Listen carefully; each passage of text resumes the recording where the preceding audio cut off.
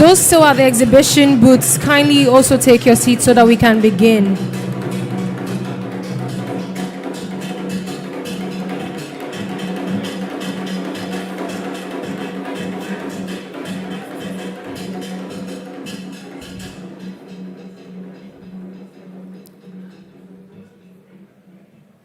All right, good afternoon, ladies and gentlemen, distinguished guests. It is my singular honor to welcome you all to the Mastercard Foundation EdTech Fellowship Demo Day. My name is Abna Sorino. I'm a seasoned radio personality, a radio presenter at the Daily Guide Network, and also the founder of Goals for Flow, a menstrual health organization that is working to end period poverty. Well, today, it's not about me, and it's not only about our special guest that we have here, but we're also going to learn as well as celebrate the credible work of 12 individuals who went through 9 months of acceleration. Please, can we give a round of applause to the 12 fellows? They did an exceptional job. And at this point, I'd like to acknowledge some partners. If you're here with us, I would appreciate you give us a wave and then we acknowledge you. So we're starting with the Mastercard Foundation. We have Rodwell Mangizi, Acting Director, Mastercard Foundation Center for Innovative Teaching and Learning.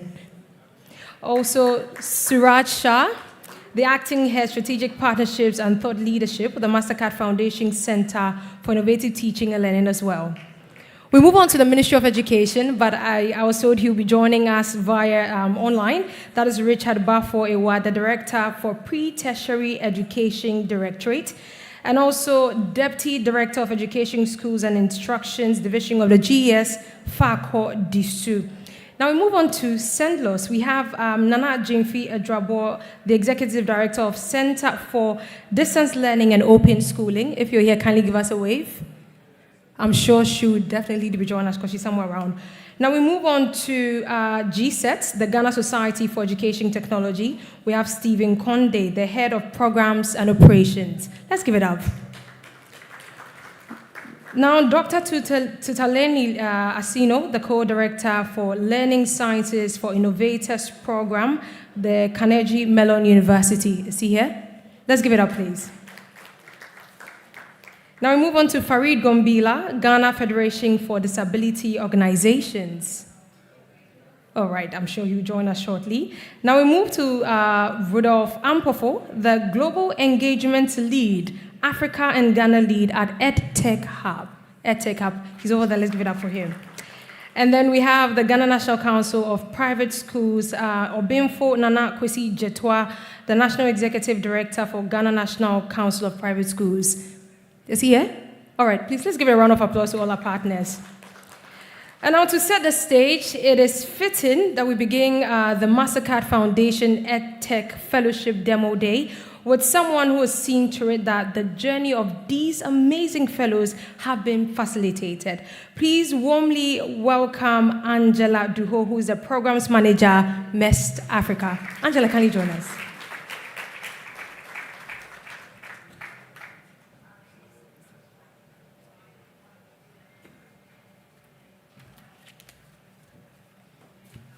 Thank you.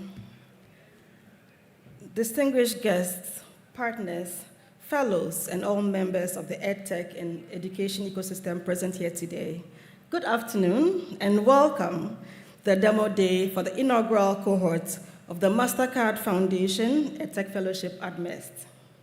Today is a moment of pride and possibility as we celebrate the accomplishments of 12 exceptional ventures and the incredible partnerships that have brought us here.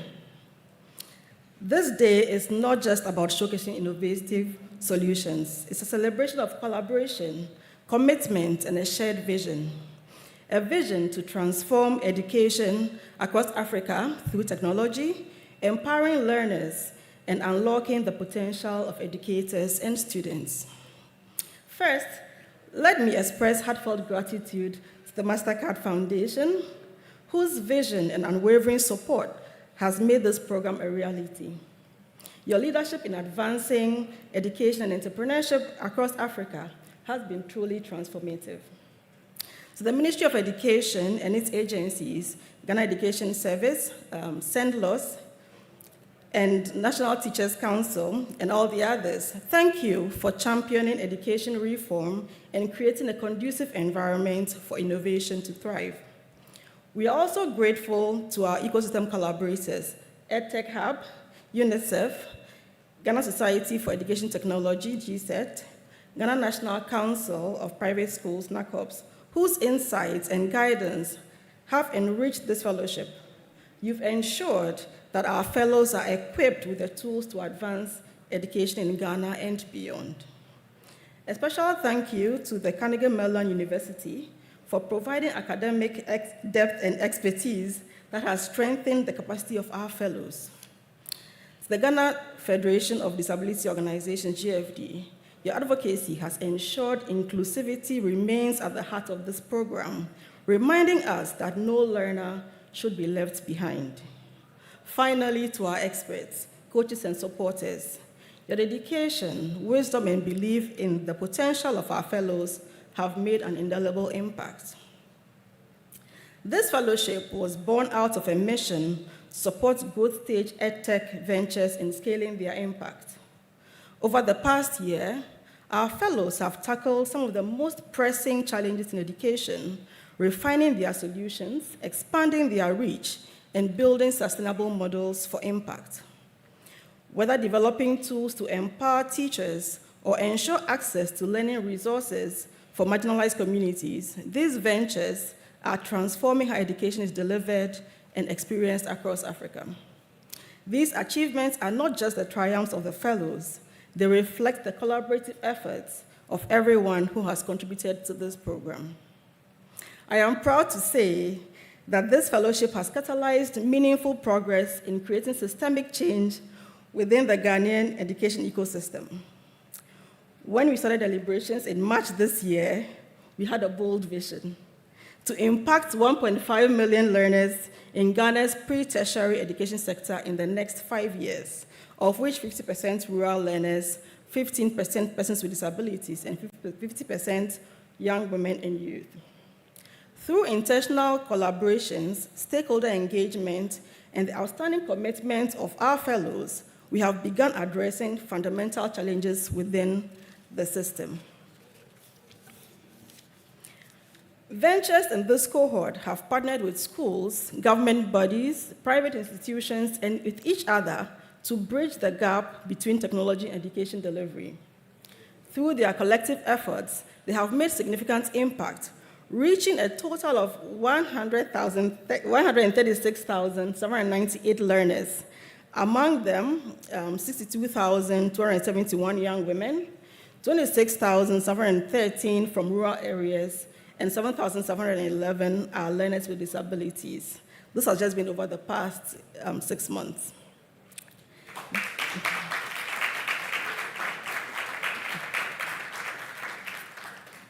These figures highlight the program's success in fostering inclusive and accessible education for all.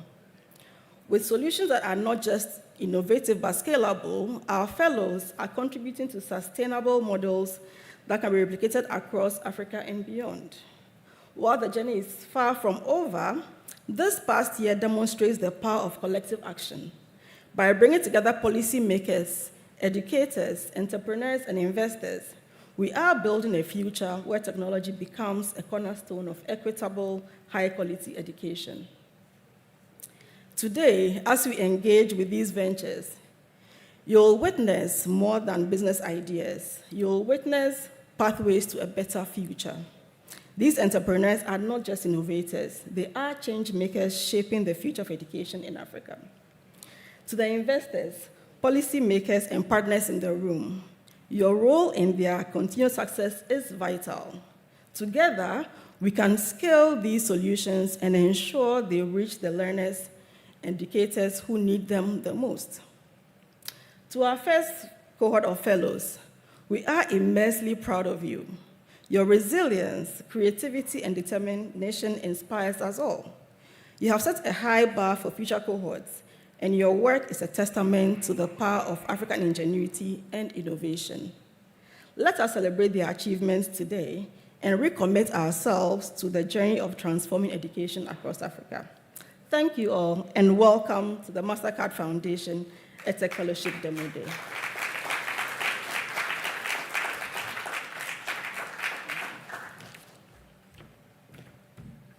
Thank you so much, Angela. Please can we give another round of applause to Angela?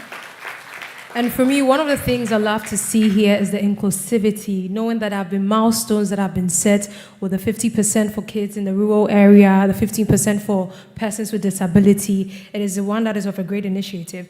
Now, to give us a detailed overview of the program, its structure, the objective, the mission, the incredible work that has been achieved, ladies and gentlemen, kindly welcome to the stage Suraj Shah, the acting head, strategic partnerships and thought leadership at the Center for Innovative Teaching and Learning, Mastercard Foundation.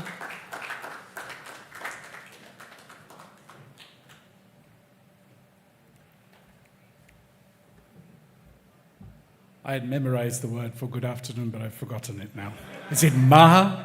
Yes. Thank you. Any government representatives here today, our hosts, MEST, EdTech community, all education stakeholders, our development partners. Always great to be in Accra as a city, and addressing a crowd like this is always amazing. I can't believe 8 months have gone so fast when we were launching this fellowship here in Accra. And in these 8 months, we've seen things that despite our high expectations, we've been overwhelmed. Having worked deeply with the 12 EdTech solutions here developed in Ghana, working with them, I think I've connected with you about 3 times already, and today was a 4th time in more details. I'm flabbergasted with the amount of achievement we've seen coming through. And it kind of shows us that we're not short of innovative, locally developed ideas. And what we need to provide is the space, the capacity building for these ideas to grow and bridge the gaps that Africa sees the challenges in education. We've seen from solutions that help young or readers to improve their reading skills. We've seen solutions that help learners improve their STEM skills, the science, technology, engineering, and mathematics, but in a more fun way. We've seen solutions that are addressing the career guide and the skilling for people. We've seen teachers being supported through these solutions. And really heartily, we're seeing things where learners who are deaf can also not just gain access to education, but get technical skills as well. We've seen solutions that are taking their solutions away from the cities into northern Ghana. That level of inclusivity is really, really impressive. EdTech Mondays is another platform that MEST support us with. And this year we had an EdTech Stakeholders Forum. It was the second one in the series starting last year. And we worked with the government in the room. We worked the EdTech community. We worked with learners, teachers, etc. And the voice was the same. Much as there's so much innovation out here through our fellowship programs, and we're kind of teasing it out of the system, they will only thrive if the government works hand in hand with us. So to all the government representatives here, please do spend some time talking to the various 12 different solutions being demoed here. Talk to them, listen to them, understand how much they've done and what more they can do if we all work together. More so, talk to the young people that are here as well. I'm so happy to see so many students, young people. I've seen more now, but initially I met with an inspiring journalist, an inspiring software engineer, and their words was something that I was thinking about. I hadn't put it down. I'm writing an opinion piece on policy, and I'll take the young lady's words into that policy. This is straight from our users. We do not want to create strategies up here. We want to create strategies with everyone in it. So well done to the young people who are taking advantage of these solutions. I don't want to say a lot more. To the EdTech fellows here, we hope this journey has been good. So a lot of learnings, a lot of opportunities that you've seen. I'm hearing for the first time now, there are partnerships being formed within the different companies. We're seeing that somebody didn't consider that they would be kind of pushed to such a fast pace through this fellowship. They've valued the mentorships. Well done so far. We look forward to seeing more from you. This is just the start of our journey. We're not saying goodbye. We're with you for this, for a long term.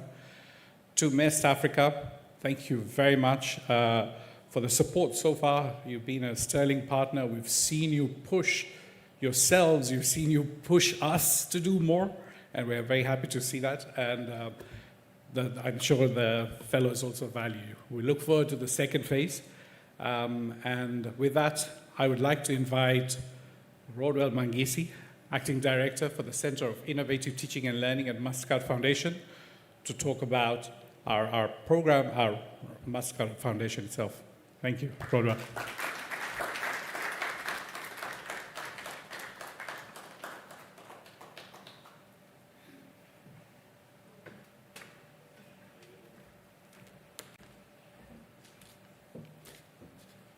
Government representatives, EdTech ecosystem stakeholders, investors, development partners, founders, fellows, all protocols observed. Maha, good afternoon to you all.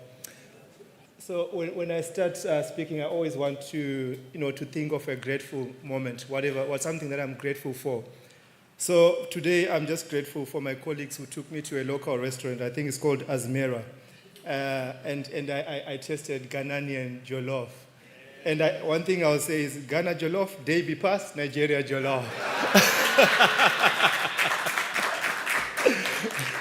So coming from Zimbabwe, this is an independent observation, right? So this is settled. I'm sorry. No, but on a serious note, absolute pleasure to be here today in Accra, just to share this amazing milestone with you all.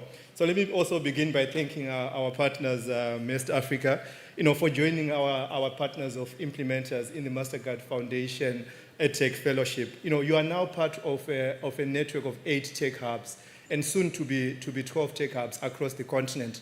We are in 8 countries, and then we'll be going to 12 countries. So thank you so much for joining the network. And whilst you have been partners with us for a very long time, right? You've been working with us in EdTech Mondays, in workforce development for young people on the continent. But you joining this partnership, it really demonstrates, right, even your desire as well to see education being spread across the continent, but using EdTech and using technology. So thank you once again for joining. So, but I think a big hand of applause, guys, to the MEST team for putting this together. And just like you, at the Mastercard Foundation, we believe that everyone, needs to have an opportunity to learn and prosper. That is key for everyone, and that is key to what we believe in. And through that, we have created a strategy, what we call the Young Africa Work Strategy. And in that strategy, we've set an ambitious goal for ourselves. And that ambitious goal is to enable 30 million work opportunities, dignified and meaningful work opportunities for young people on the continent. So that is just our small way to try and alleviate poverty even on the African continent. And we are trying to do this by the year 2030. Our work is really guided by a mission. And our mission is really financial inclusion and advancement of education, and we see that as a way of catalyzing prosperity on the continent. And you'll find that this is the reason why a majority of our resources over the last 15 years, since 2008, we've invested a majority of our resources into skilling, into education and training, because we believe when you train young people, you start putting them on a pathway to get out of poverty. Across the sub-Saharan Africa, we have a huge problem. Over 108 million young people are out of school. In Ghana, you are blessed. You have, I think, over 18,000 primary schools. You have over 10,000 secondary schools. But still, the problem of out-of-school youth is still persistent in the country.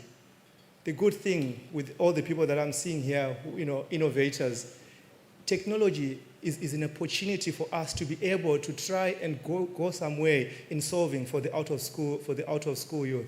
By using education, we can bring access to quality education for some of these young people who are even in hard-to-reach areas, if we can capture the power of technology. I'm really happy today as I walked around to see all the work that the fellows are doing. I'm really happy to witness the power of what technology can do. And I'll just run you through some of the examples that I got to meet on the 12 fellows that are here with us today. Pebi Cubs, for example, they are addressing poor reading schools amongst Ghanaian, and speaking to them this afternoon, it's not only Ghanaian young people, but African young people.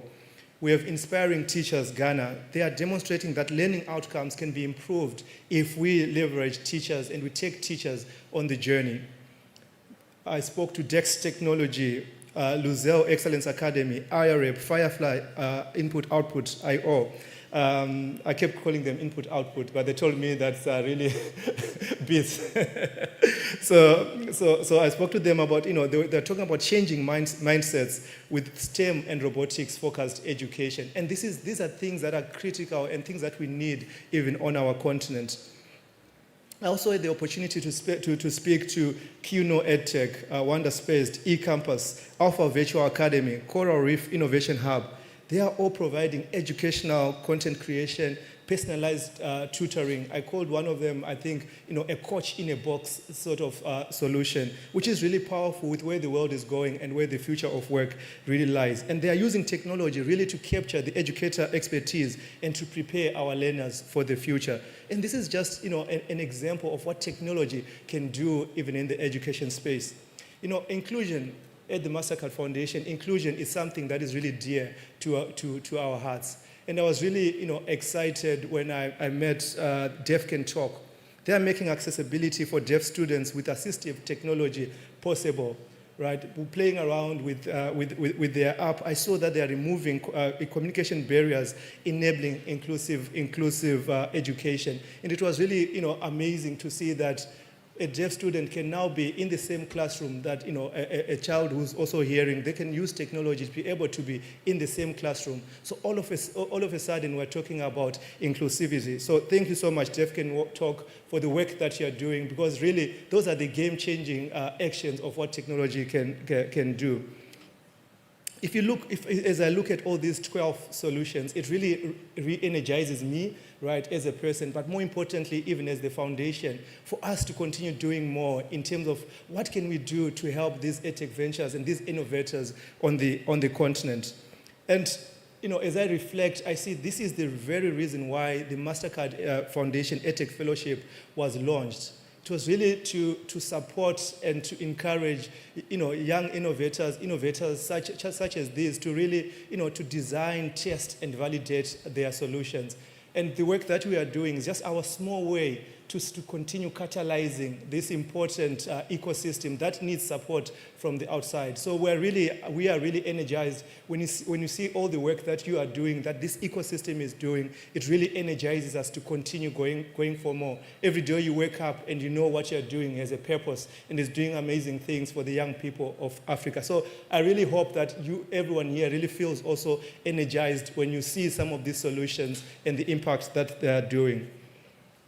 Today, I'm really excited to say, by the end of this year, 140 EdTech ventures would have gone through this program. You are seeing 12 today, but 140 EdTech ventures would have gone through this program by the end of this year.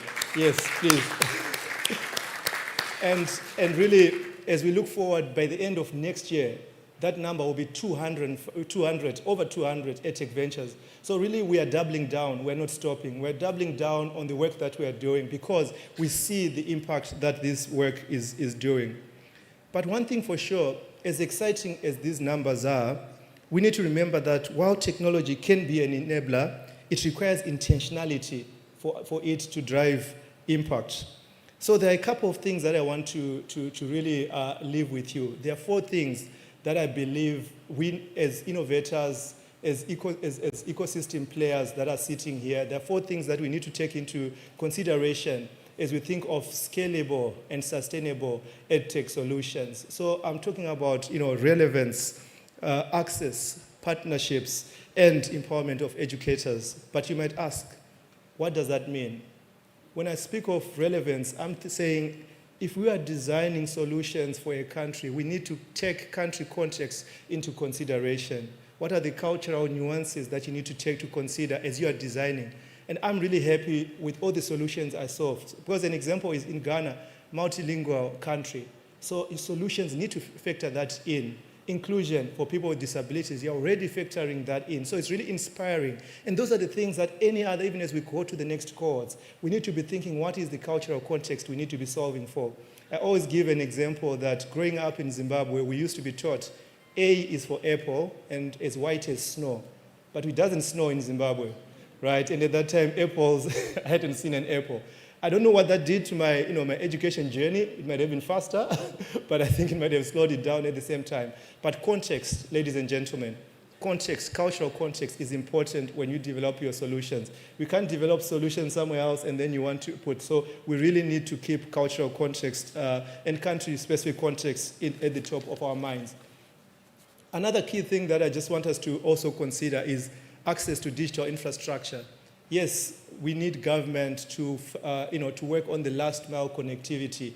We need schools to be connected. We need community centers to be connected, libraries to be connected. That's one thing, right? But we know some of the challenges that we have. But the question I have for you and I is as you work with technology, what are the ways that you and I can look at to use the innovations that we have to make sure that our solutions can be used even in places where there is intermittent connectivity?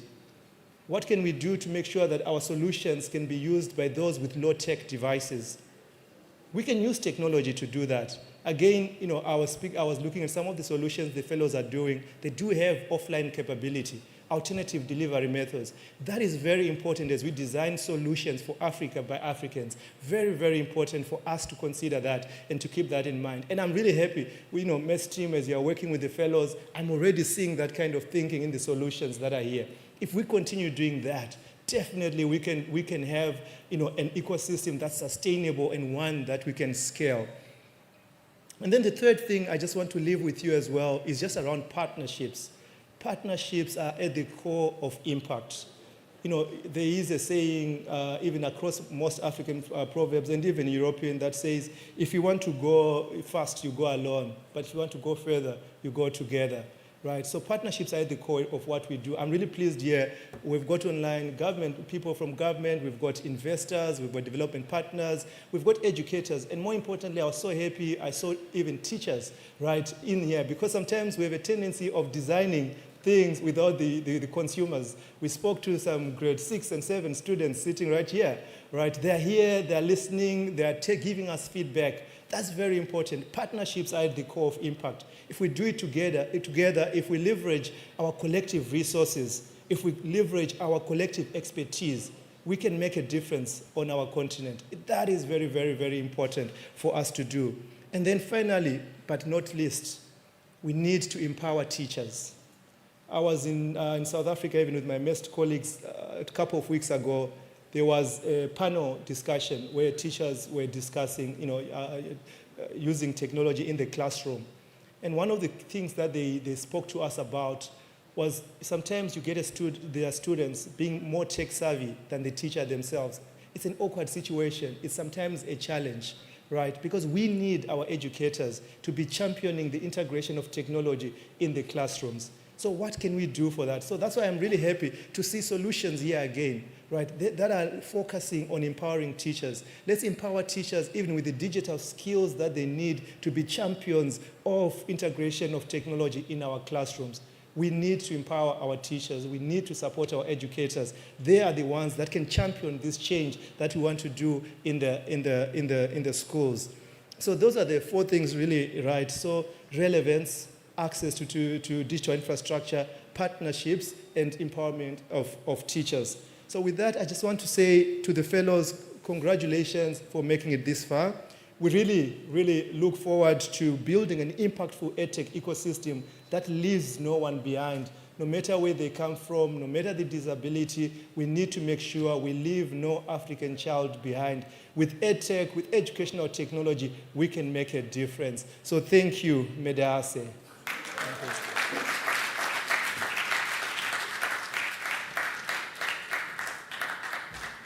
Well, Rodwell, in Tree, we say Akwaba to say welcome to thank you. So thank you once again, Rodwell. Now, I want us to do a quick room check. How many of us have been to an event and you want to take pictures, you can't find your friends, someone has gone home? Show by hands. You've gone for an event, you're looking for someone to take a picture. You said your friend has left and everybody is away. None of us have experienced that. My goodness, that is not true. But anyway, we would like to take a moment to capture this special occasion with a group photo. Your presence here is an important part of today's event. I want to ensure that this moment is captured. So I'm going to mention the order in which we're going to take the picture, but every single one of us here will be captured in that photo. So we're going to start with MEST and the Mastercard Foundation team. So if you're here, kindly join us on stage.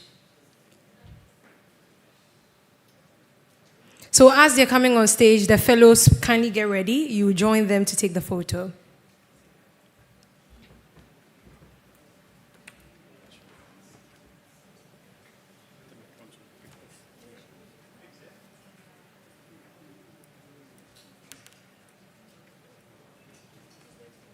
Are we going to remove?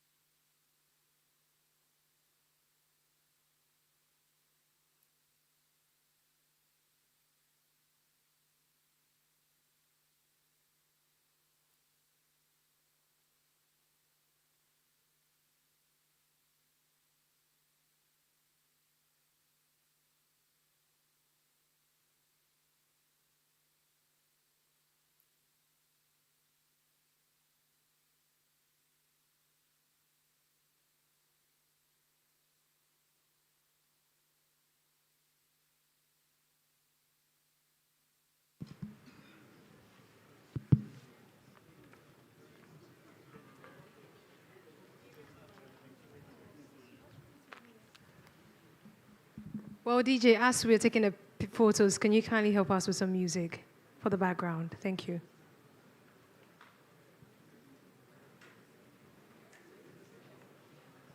So as we have the fellows, I'll kindly ask the partners to also get ready. That is the Ghana Society for Education Technology, EdTech Hub, Ghana Education Service, SENDLOS, Carnegie Mellon University, the Ministry of Education, Ghana Federation of Disability Organization, the Ghana National Council of Private Schools, and UNICEF. After this group shot, you will join them.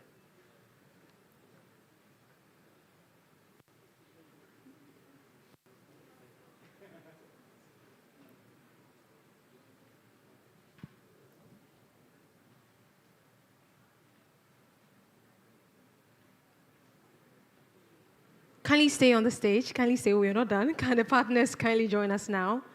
Can all the partners join us now on stage? At Mastercard Foundation and MEST, we are very keen on creating memories, so kindly bear with us. Yes, I think you can come in front a little bit, yes, to accommodate everyone.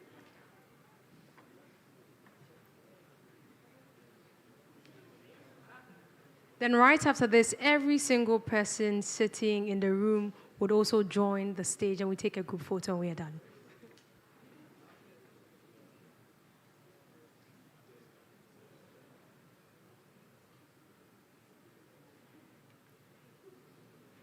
Yes, kindly stay. We have please, everyone else in the room, kindly jump on the stage. We need these photos, so kindly join us on the stage. Everyone. Yes. So I think some of us can stand down, some of us can stand on the stage. But I'll urge the younger ones. No, the younger ones, else they'll be missing the shots. So they can also be in front. Yes, they can be in front. The students, yes.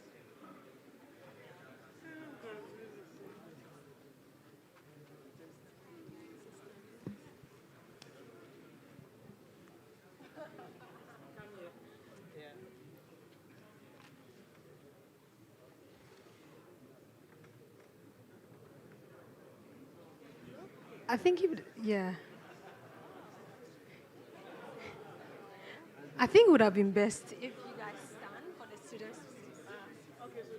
I think the students should sit. So you can stand down. Yes. And they should sit. Yes. So,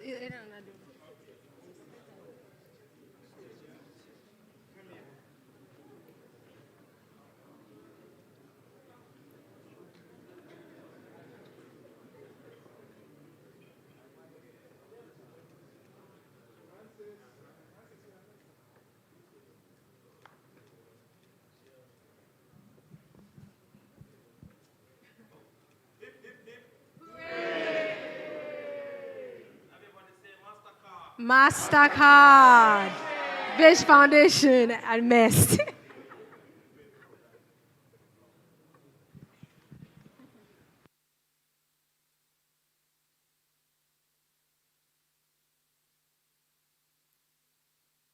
Thank you so much, ladies and gentlemen.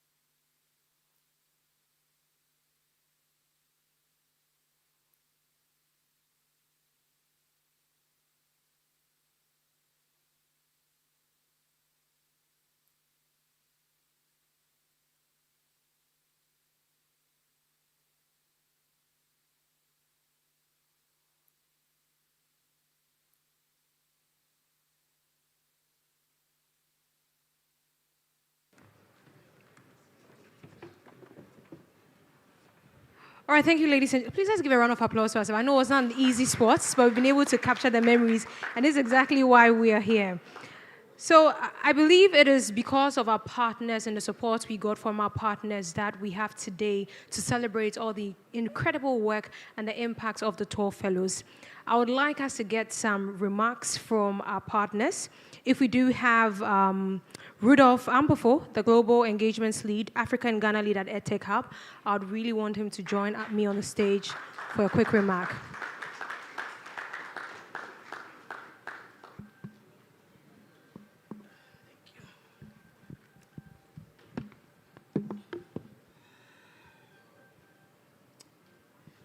Okay. Good afternoon, everyone. People who are here today with us, thank you so much for being here. I've been thinking about what I tell this group over the last couple of weeks since MEST reached out to me to come and give, a talk about the program and things that we've learned. And I started going through all the different pieces of research that EdTech Hub has done over the last couple of years. And one thing struck me that there's no denying in the promises that EdTech presents to us as a country, as a region, as a family, a global village. And when COVID-19 hit, it stripped us of our right to learn, and it impacted our homes and schools. It basically encroached in ways that we couldn't even imagine. And like many others who have done this work, research tells us that there's no denying that. However, after the pandemic, you realize that Ghana has invested quite a significant amount of energy and resources to really making sure that there is a good environment for EdTech interventions many of you here today can actually thrive. We have the ICT in education policy, we have agencies and organizations like SendLaws who generally do their bit to make sure that there is a thriving ecosystem for EdTech interventions more broadly. However, there's still a bit of ways to go. Last week I was in Rwanda, and one of our partners or friends, Education Sub-Saharan Africa, was presenting on foundational learning. And it struck me. In Ghana, there's been about 121 research pieces on foundational learning over the last 13 years.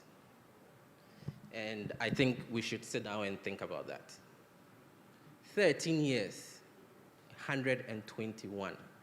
And if I ask the room, how many do you think is focused on EdTech? I don't know, some people will guess some really nice numbers, but I can tell you that it's less than 5.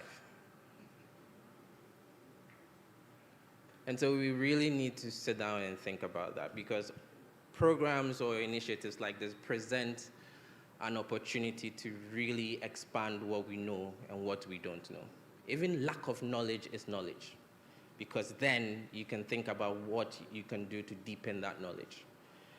The EdTech Hub, when we started our work in Ghana over the last couple, we conducted extensive mapping studies, and we've seen more than 20 of EdTech initiatives, and I can actually say that a good number of them focus on teacher training. And the question is, what about the other areas? Out of school, special education, personalized learning, girls' education, data for decision making.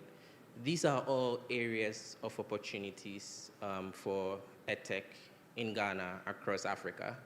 And so we generally do ask ourselves, what is that situation? How does that look like? Then as I was running through my mind, another thing struck me. Beyond the ministry, we have funders, foundations, donors, the bank, GPE. They are engaging in significant activities with the ministry to really improve our education system.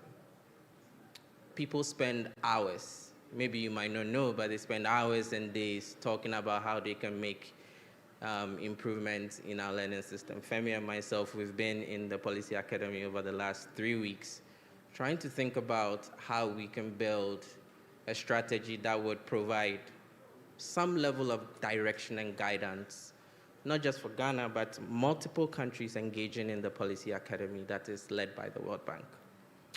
So, like I mentioned, the Mastercard EdTech Fellowship with the support, Mastercard Foundation.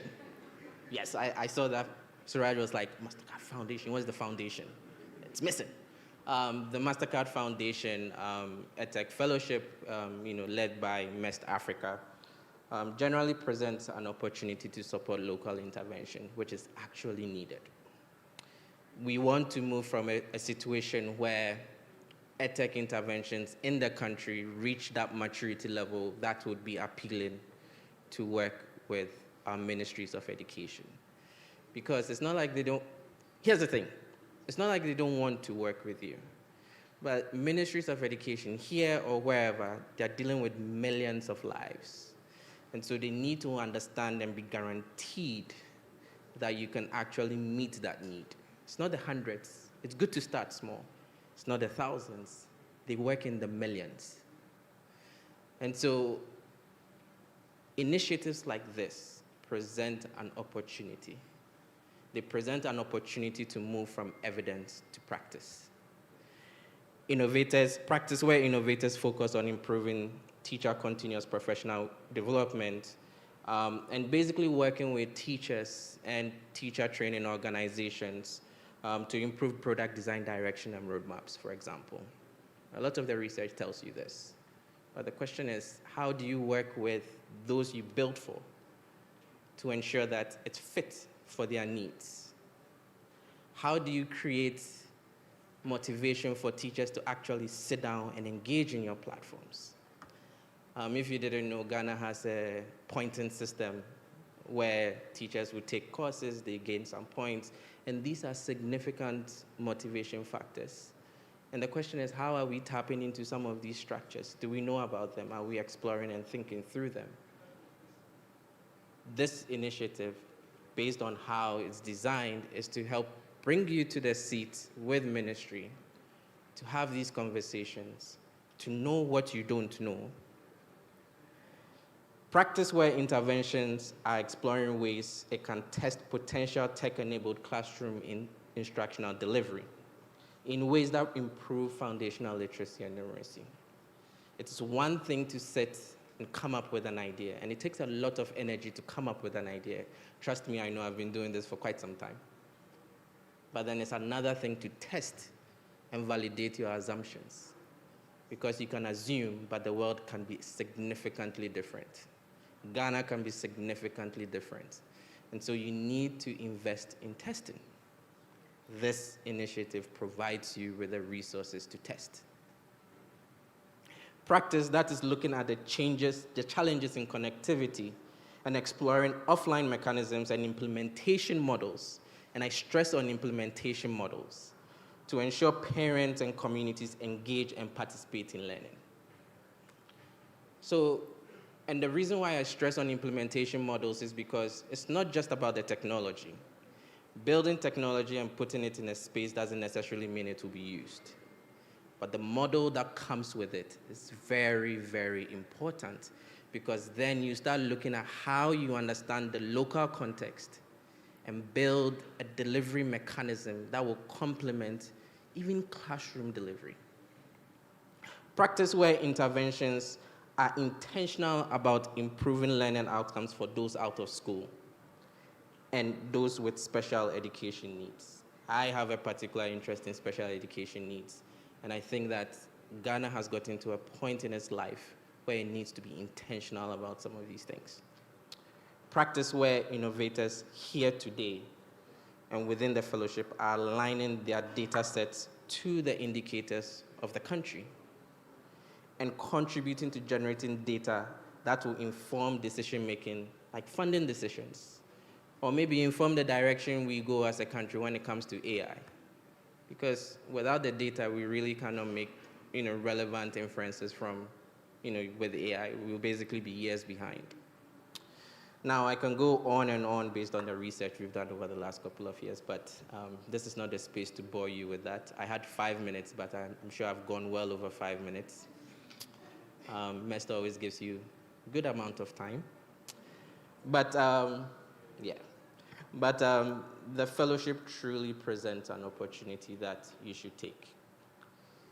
An opportunity to harness the potential of EdTech through deepened understanding in our education system. When I started, I had no idea what our education system looked like.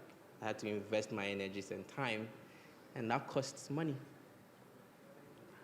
Now, it gives you the opportunity to understand our challenges and deepen the connections with the people who are driving our country forward when it comes to education. It brings you to the seat. It brings you in front of all the different initiatives that you can contribute to directly or indirectly. So today, thank you, MEST, thank you, Mastercard Foundation, for giving me the chance to say a few nuggets, but I would say take advantage of the funding, the connection, the insights. Take advantage and use it well. Use is very important. Invest in research, not only marketing. Invest in research. Invest in learning. Learn your products from your products. Use your products. Learn from the people who use your products. Invest in testing. You might have the best assumptions, but they might not be the right assumptions. So invest in testing incrementally. You don't need to test with thousands and thousands of people. You could test with 1, 2, 100. Test, test, test. Invest in the children, invest in the teachers, invest in the parents. Thank you. All right, thank you, Rudolph. Well, for our next speakers, let's kindly keep it brief because we have a lot to do today.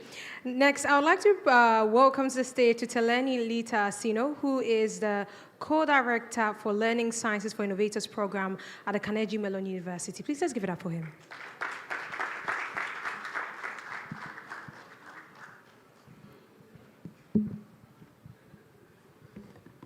Good afternoon, everybody. Are we all sleeping already? All right, good afternoon. Fantastic. Giving a professor a mic and say be brief is a very dangerous and impossible situation, but I'll do my best. The world is often characterized by two competing narratives. One is that everyone else is behind, everyone else is ahead, and Africa is always behind. And that somehow we always have to borrow from other people so we can get ahead. COVID kind of exposed the lie in that narrative. Now, for me as a Namibian, you can imagine I have a challenge, a problem with that framing of that narrative, because I do believe that we have the ability to be able to create our own solution, that those solutions have to be culturally specific, very contextually bound, and very much within keeping with the way that we see the world. So it's really great to be in a room where people who share that kind of perspective. So let me start off by just saying really congratulations to the fellows. You have put in all the work to get to here today on Demo Day, which for me almost feel like a graduation day. So very much congratulations. I have met with many of you for the last few weeks. Peter and I have put in the hours and asked you tons of questions that you probably do not want to hear from me anymore today. So I know how hard you have worked, so congratulations on that. I'm not sure whether to say congratulations or thank you to Mastercard Foundation, because I think it's a bit of both, right? Because we've been hearing for many years now about the African population dividend. We have been hearing about how African youth are going to be the youngest in the world and so forth. What we have not been seeing often is resources being dedicated to how to sort of unearth what the world is seeing as potential. We have not been seeing a lot of partners who have been embracing what the talented population that exists on this continent. And Mastercard Foundation has been doing that. So thank you and congratulations for all the work that you've been doing. And of course, we're in this room because of MEST Africa. Awesome organization, awesome coordination. So thank you very much for having us here. Your hub has served in many ways as a model for many others. So great work that you have been doing. So thank you again.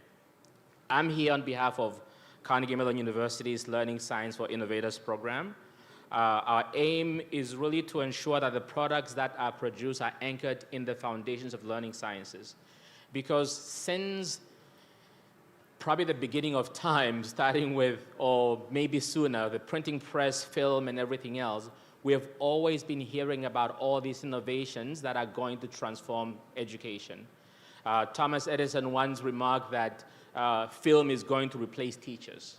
And of course, he didn't mean 4K film that we see today. He meant those old school real films from back in the days. And we have seen that when you position an EdTech as this sort of brand new thing that is going to be magical without foundational science-supported evidence, you're not going to get far. Because what you're going to get at best is people are going to be excited with your nice little shiny tool, and a few days later, somebody else comes up with a new shining tool, and it falls apart. So the purpose of our involvement in this is to ensure that we work with the companies to embed and help them understand how people learn, different learning science principles that can actually be useful for your product. And I can honestly say, based on the last few weeks that Peter and I have been meeting, and even this week going to locations, you have taken that to heart. Many of you have taken the courses. Many of you are able to actually say and cite the different principles that you have seen on the cards. Many of you are taking the courses. Some of you are saying, I'm going to be able to do that after. And it's good to kind of see that, because I think that is what's going to ensure that your product is really going to focus on learning outcomes that are going to transform education, not just here in one country, but broadly on the continent, and I can actually say on the world as well. So moving forward, I'm looking forward to continuing to engage. I'm hoping that you will all be taking more of the courses that are online. I'm hoping that you'll continue to reach out to us if you need webinars, research partnership, and all of these things that you have been doing.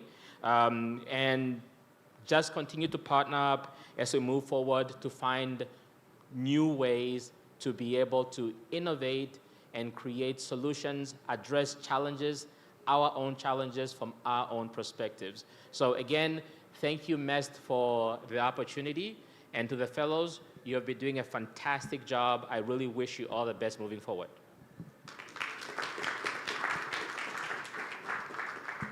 Thank you so much to Teleni. Now we'll move on to the Head of Programs and Partnerships and Events at Sendlos, Fortuna Asante. And let's give it up for her.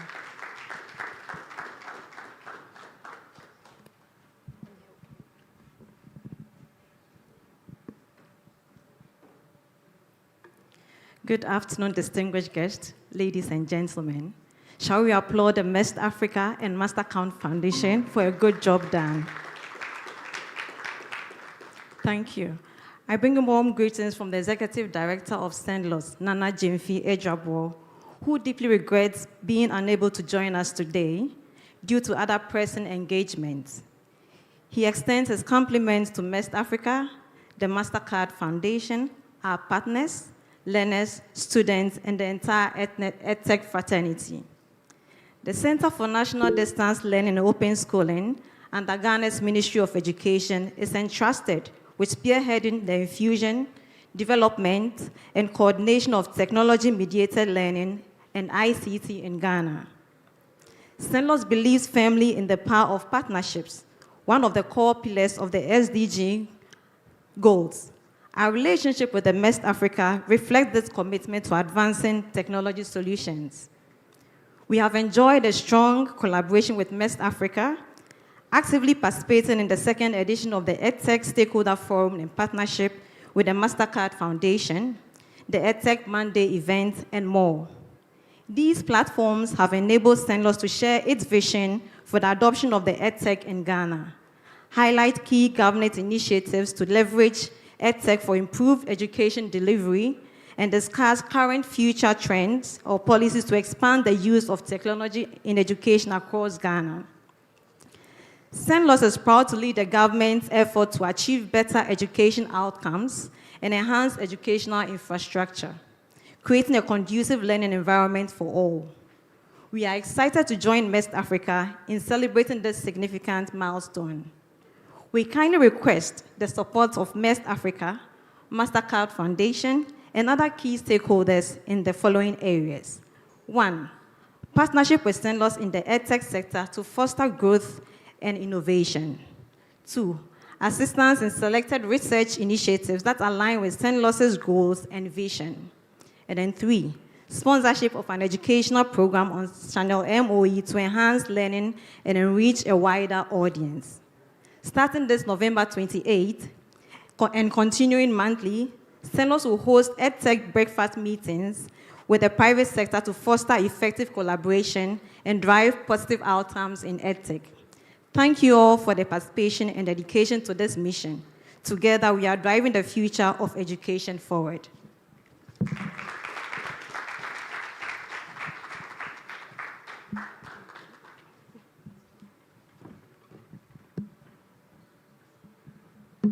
All right, up next we go straight to the Ghana Education Service representative and the person of Fako Disu, who is the Deputy Director of Education, Schools and Instructions Division at the GS. Please, is she here? If she's... Okay, it's a man, sorry. Kindly give a round of applause to him, sorry.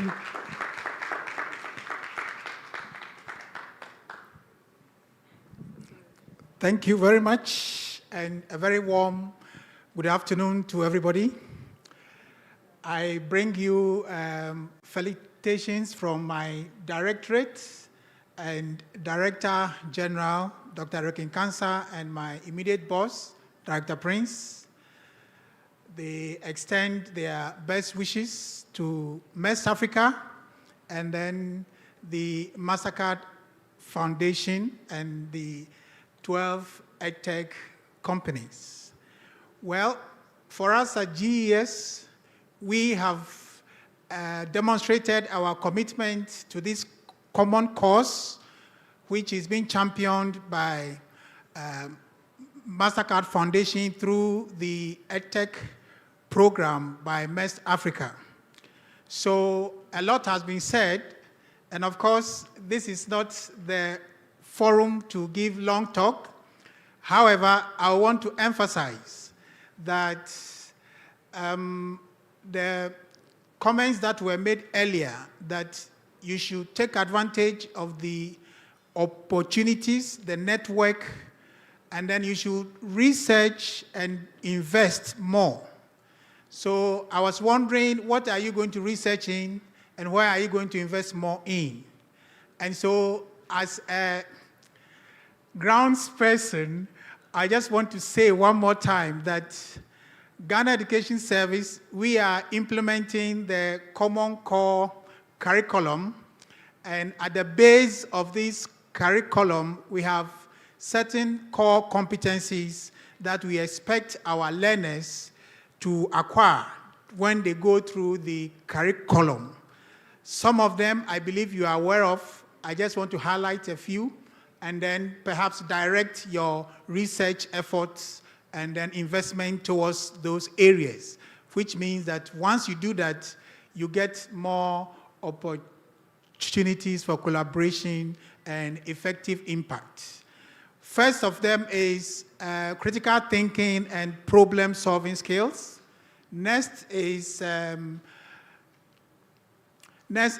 communication and collaboration skills. And then we also have innovation and creativity. At the base of it all is digital literacy. And of course, we all know in this day and age, without technology and the soundness of it, we are limited in what we can achieve.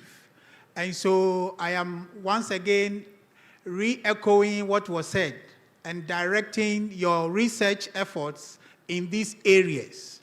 And together, we believe that we can pool our resources and then improve learning outcomes, because it cannot be overemphasized, the potential that EdTech brings to the table. So once again, on behalf of GES, I want to congratulate the 12 companies and also say Aiko to MEST Africa, and of course, Mastercard Foundation, the backbone. We are in it together, and we believe that the years ahead looks promising. Thank you very much. Thank you so much. And indeed, the years ahead look promising. Please, I'll kindly ask, though, all of us in attendance, standing at the back, to kindly find a seat. But if you're also seated and there's an empty seat next to you, kindly raise your hand so they find the empty spot. There are two here in front, there are like two in the middle, there's one here. So please, I'll kindly ask, if you're standing at the back, kindly help yourself and find some seats. Thank you. So moving on, I'd like to welcome to the stage William Akakpo, Coordinator of Digital Literacy and ICT Integration with GSET, that is the Ghana Society for Education Technology. Let's give him a round of applause.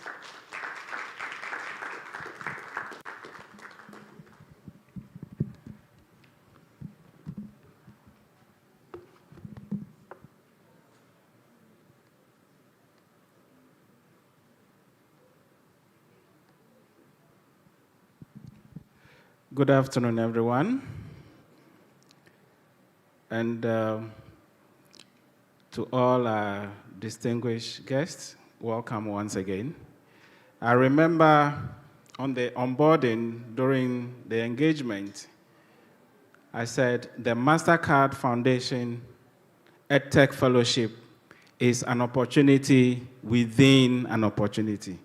And today, I'm happy to see that that is a reality, because for many of the EdTech companies within the fellowship, they have formed partnership among themselves. I bring you greetings from our Executive Director, Miracle Gavo, who is out of the country. To all gathered here, permit me to say a few words as we wait to see various technological innovations to be presented by the EdTech Fellows. Today marks a significant moment in the EdTech ecosystem as technology increasingly transforms our approach to learning across various sectors. EdTech is not just about devices or applications. It is about igniting potential, sparking curiosity, and fostering a lifelong passion for knowledge through the use of technology. Imagine a learning environment where everyone has access to the entire world's knowledge at their fingertips. In this setting, artificial intelligence tailors information to meet individual needs, whilst virtual reality brings history and science to life, and robotics improving the critical thinking and problem-solving skills of our learners. This is not a distant future. It is a present reality enabled by visionary EdTech companies like yourselves.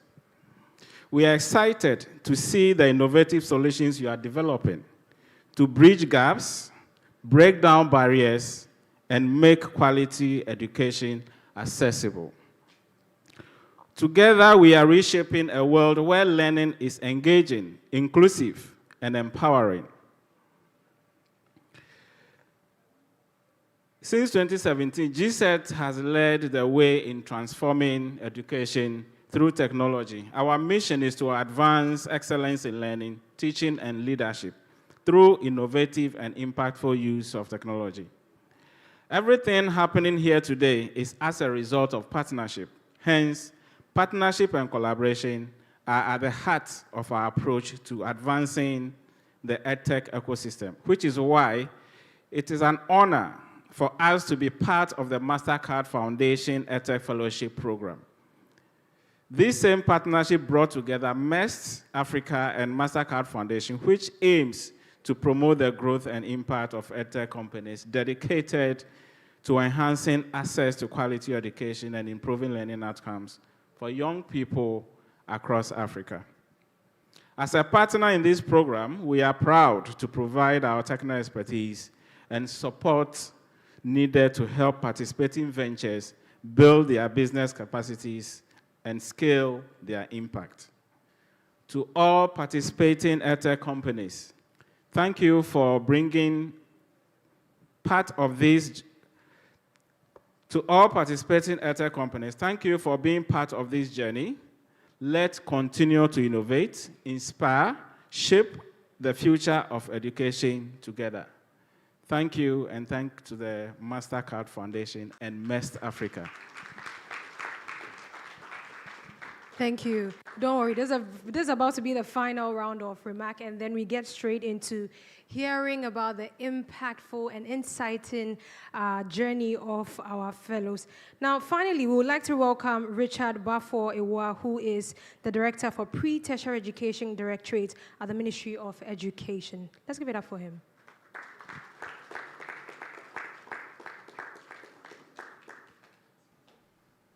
Please, can you hear me? Yes, he's joining us via. We can hear you. Very well. And then good afternoon to everybody in the room. For those who don't know me, my name is Nana Bafo. We are Director for Pre-Tertiary Education at the Ministry.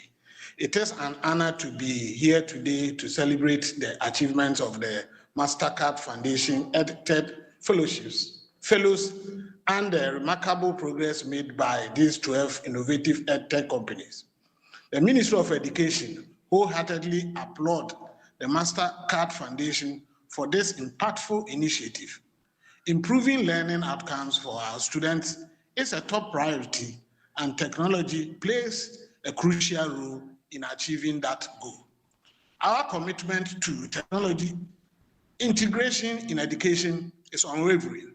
We recognize that technology offers powerful tools to enhance teaching and learning, making education more accessible, engaging, and effective. This is not merely about providing computers. It is about strategically integrating technology to address specific challenges in our education system. This includes bridging the digital divide, ensuring teacher training and capacity building are aligned with technological advancement, and developing robust digital content relevant to our national curriculum. The ministry is keenly interested in seeing how these tech companies are tackling critical issues such as improving literacy and numeracy rates, providing access to quality education in remote areas, or enhancing teacher training through digital platforms.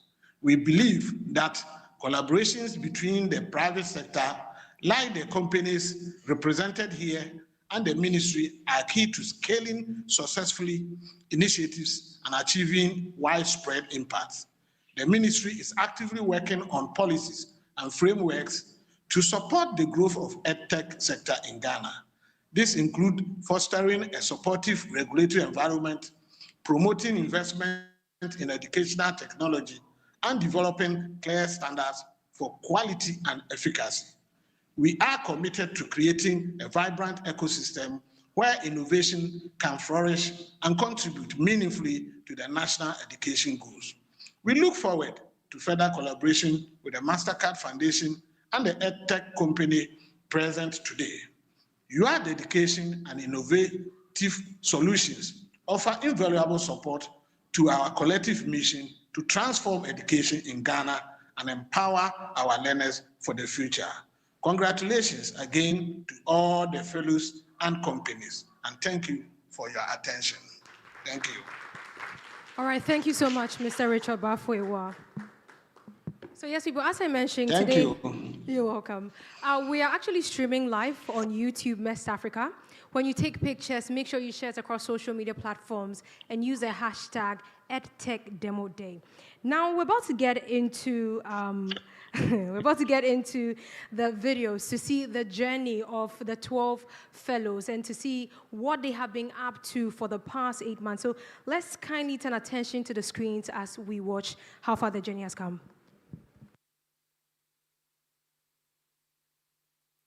Our mission is to transform educational landscape in Ghana by improving learning outcomes. We aim to empower students, teachers,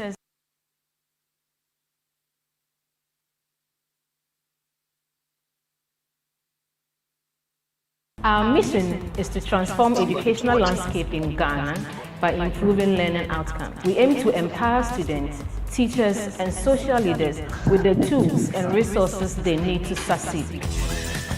Our journey to start an EdTech company in Ghana began with a profound passion for education and a strong desire to make a meaningful impact. We hold a deep-seated belief that every child deserves access to quality education, irrespective of their socio-economic disparities.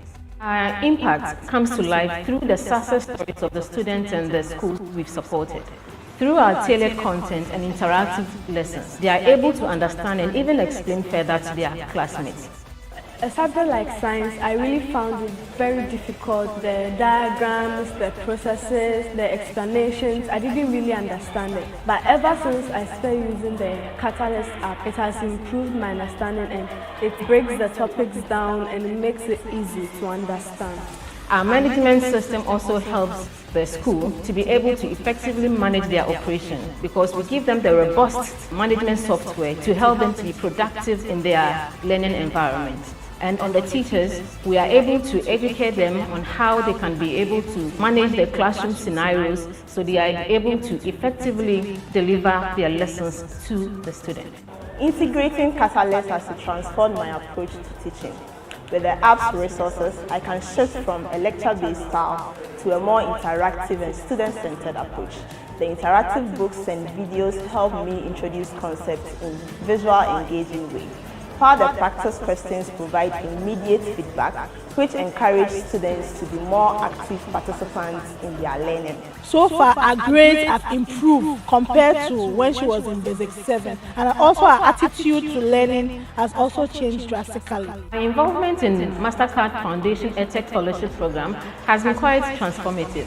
It has significantly enhanced our awareness and understanding of impact measurement, equipping us with the skills to design effective metrics for assessing our impact. In the next 5 years, our goals are to expand our reach and accessibility such that we can extend our services to other African countries facing similar educational challenges. It's heartwarming to see our solution making such a meaningful difference in students' academic journeys.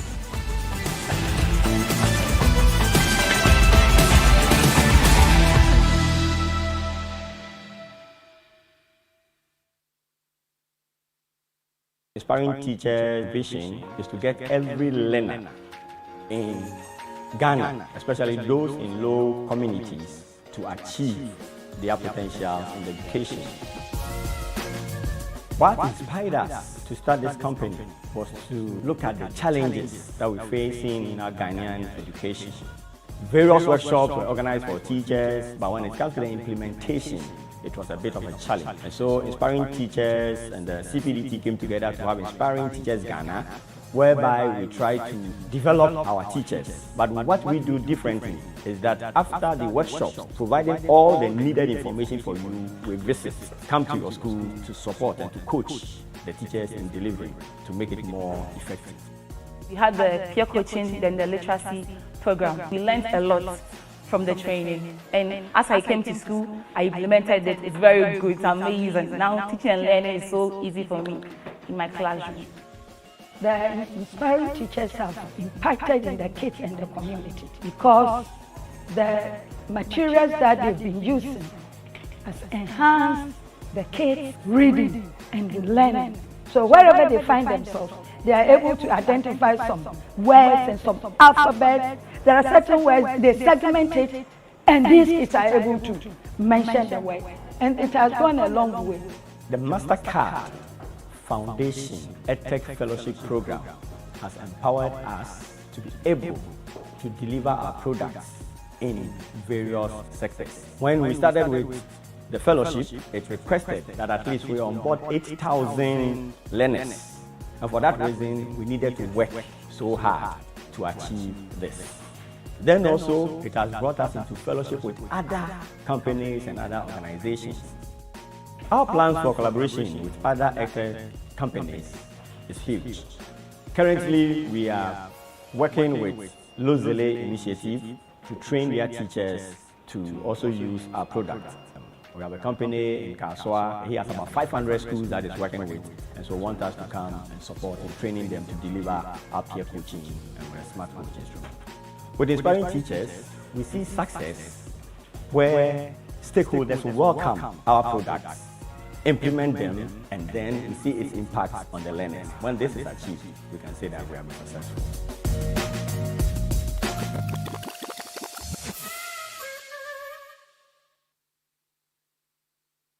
If we envision a world where every student in Africa has access to quality technology-driven education that prepares them for success.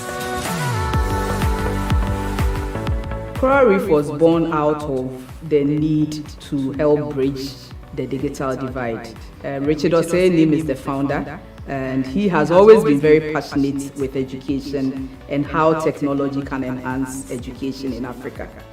What we have done is to do almost like a 360 holistic program where we bring a lot of other stakeholders on board to address the different things that we believe are hindrances. In partnership with the Otumfuo Foundation and Newmont, Ghana, we're able to put a lab in a very remote farm in Yoso, and children that had never seen robotic kits before. I mean, so excited, they got onto it, they got trained, came for a competition in Accra, University of Ghana, and were fifth. They actually created a robotic device that was able to pick rubbish and put in a dump. That was a good day for us. We have a number of achievements that we consider as milestones in our 5-year journey. I mean, when we had the opportunity to do the National Digital Literacy Program, where we put smart labs in 700 schools across Ghana, two in every district. That was major. But beyond that, we just came back from the Intel Global AI Festival, and Ghana was one of the winners in some of the categories of healthcare AI deployment, and that was also very exciting. The Mastercard Foundation EdTech Fellowship Program has been very useful for us. We have had a lot of support in terms of how we work on different sectors of the business, from marketing to branding to our financial structure and so on. We have a lot of other fellows that can contribute to what we are doing, and we are looking to partner with a lot of them in the fellowship. So we think it has been good. For our success is inclusion and access, where every child, no matter where they are, the most remote part of Africa, getting access to the kind of digital education that a child in the city would have.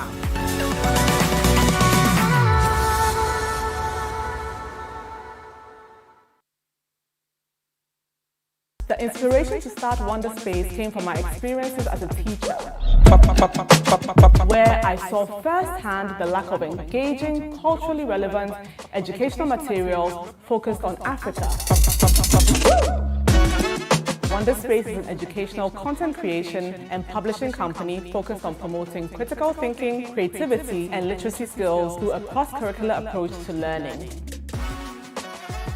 We develop and distribute engaging, interactive, African-centered content crafted for learning environments across Africa and globally. Our products include educational TV programs, an e-learning platform, and immersive activity camps. We define Wonderspace Explorers by the following qualities: creative, problem solvers, observant, and wonderful.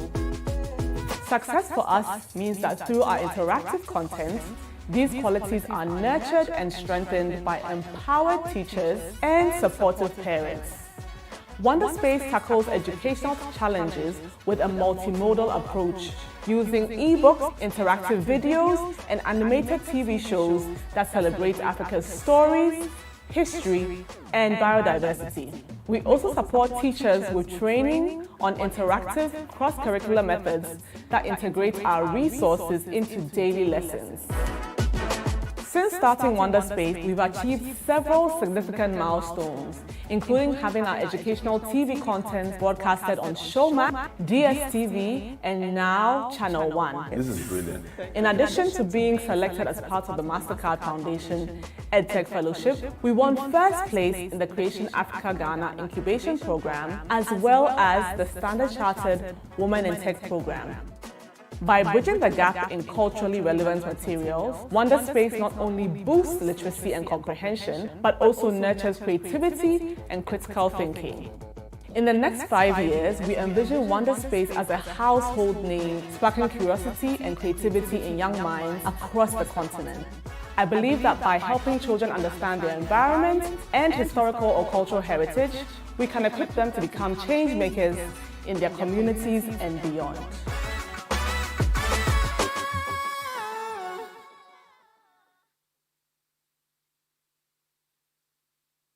My inspiration to embark on this EdTech company in Ghana comes from the fact that I want to impact the lives of persons with hearing disabilities who are vulnerable and fall within a marginalized group of people in the country, and more importantly, have been underserved over a long period of time. The Deaf Can Talk technologies serves as an assistive tool that helps the deaf learner to take notes in the classroom by recording for them for future use, and also helping them to communicate with their hearing peers in the classroom by removing the barriers to communication. When the hearing teacher speaks and I want to take the notes, first it was very difficult, but now I can see the app, Deaf Can Talk app, is able to record it for me and I'm able to read. Again, after reading, I easily understand, making the English very helpful for me. After the children have used the Deaf Can Talk app, now they are able to interact with their peers. The lesson that was taught yesterday, this morning when they came, they were able to discuss with their peers. Our engagement with the Mastercard EdTech Fellowship Program, we have had over 6,000 users who are mainly deaf learners within the education setup engage with our solution, and seeing how they use this solution to help improve their learning outcomes, the social interaction, and even improving their literacy skills is something to write home about. At home, my mother and the father, with the help of the phone, I'm able to communicate with them. My father, and then I'm able to read through and get all the information that they are saying. Through the Mastercard Foundation EdTech Fellowship Program, we have collaborated with EdTech Fellows and other stakeholders within the educational landscape to providing a meaningful impact to over 10,000 deaf learners across the country. In all, we will say that the Mastercard EdTech Fellowship Program has changed the face of the Deaf Can Talk company to meet international standards.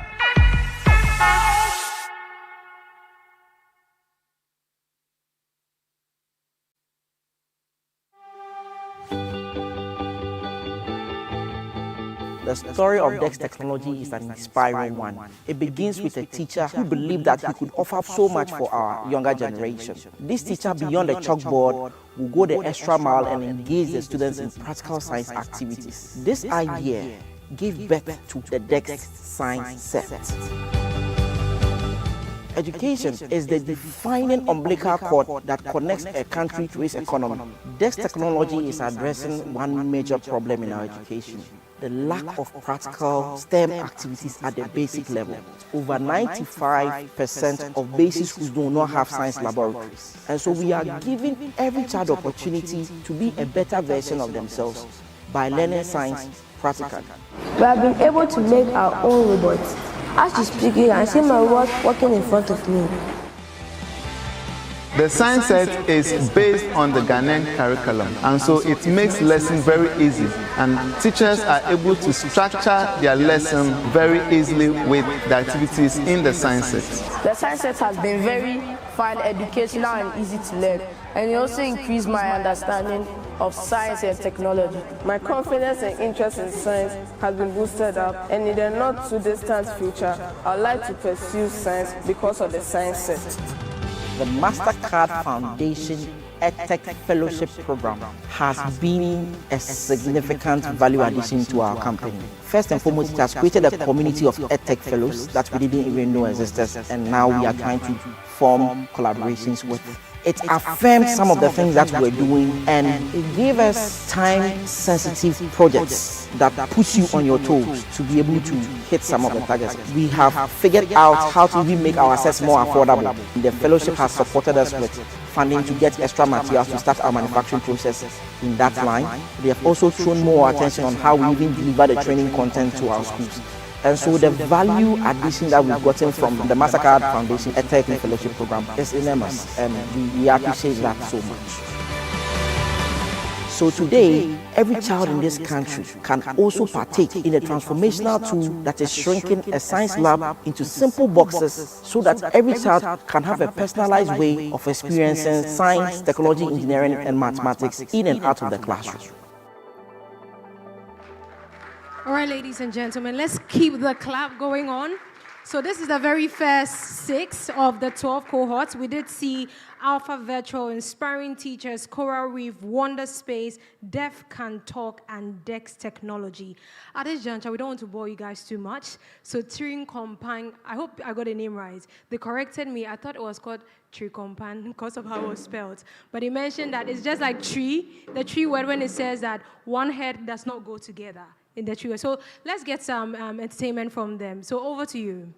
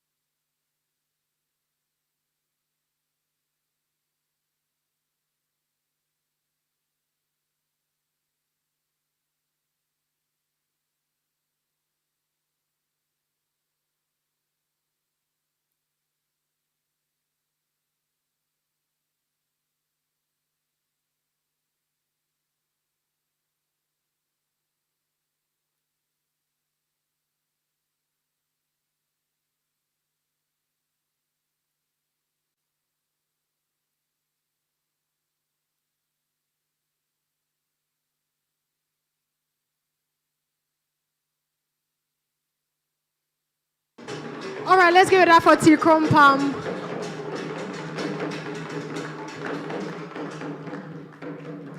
Thank you.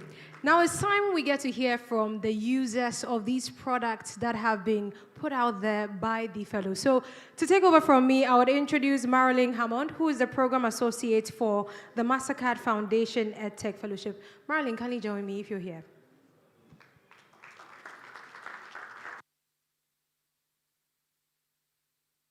Thank you so much, Abena. Mr. Femi, please. I think it's always a good thing for us to know what the actual users of the products, think. It's nice that we say that our products are doing X, Y, and Z, but it's nice to hear also from the users themselves. And today we have the winners of the PEBI Cubs 2024 Reading Quiz Competition here with us. And we will have, apologies. And we will have the coordinator, Ms. Jasmine Hagan, who will come and share with us her perspective as a coordinator for the PEBI Cubs program. We'll start off this session with the teachers and coordinators, and then we'll move on to the learners.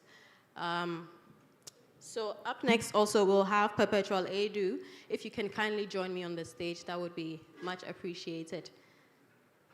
We will also have Afari Danso. Please come to the stage. Please, let's give them a round of applause. And then we'll have Paul Opoku as well. Please give them a round of applause as they come to the stage.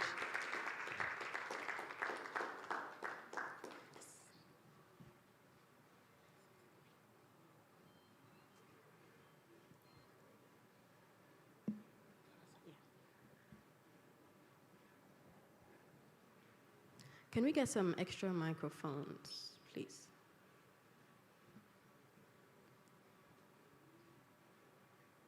Okay, so while we wait on that, why don't you introduce yourself? Tell us who you are, what you do, and which EdTech solution you used.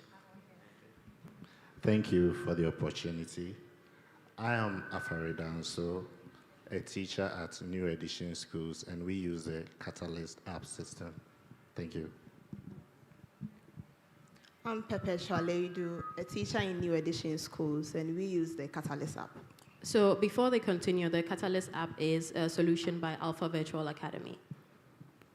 I am in the person of Jasmine Hagan, and I use PEBI Cubs, which is a digital platform that ensures that literacy is improved among students.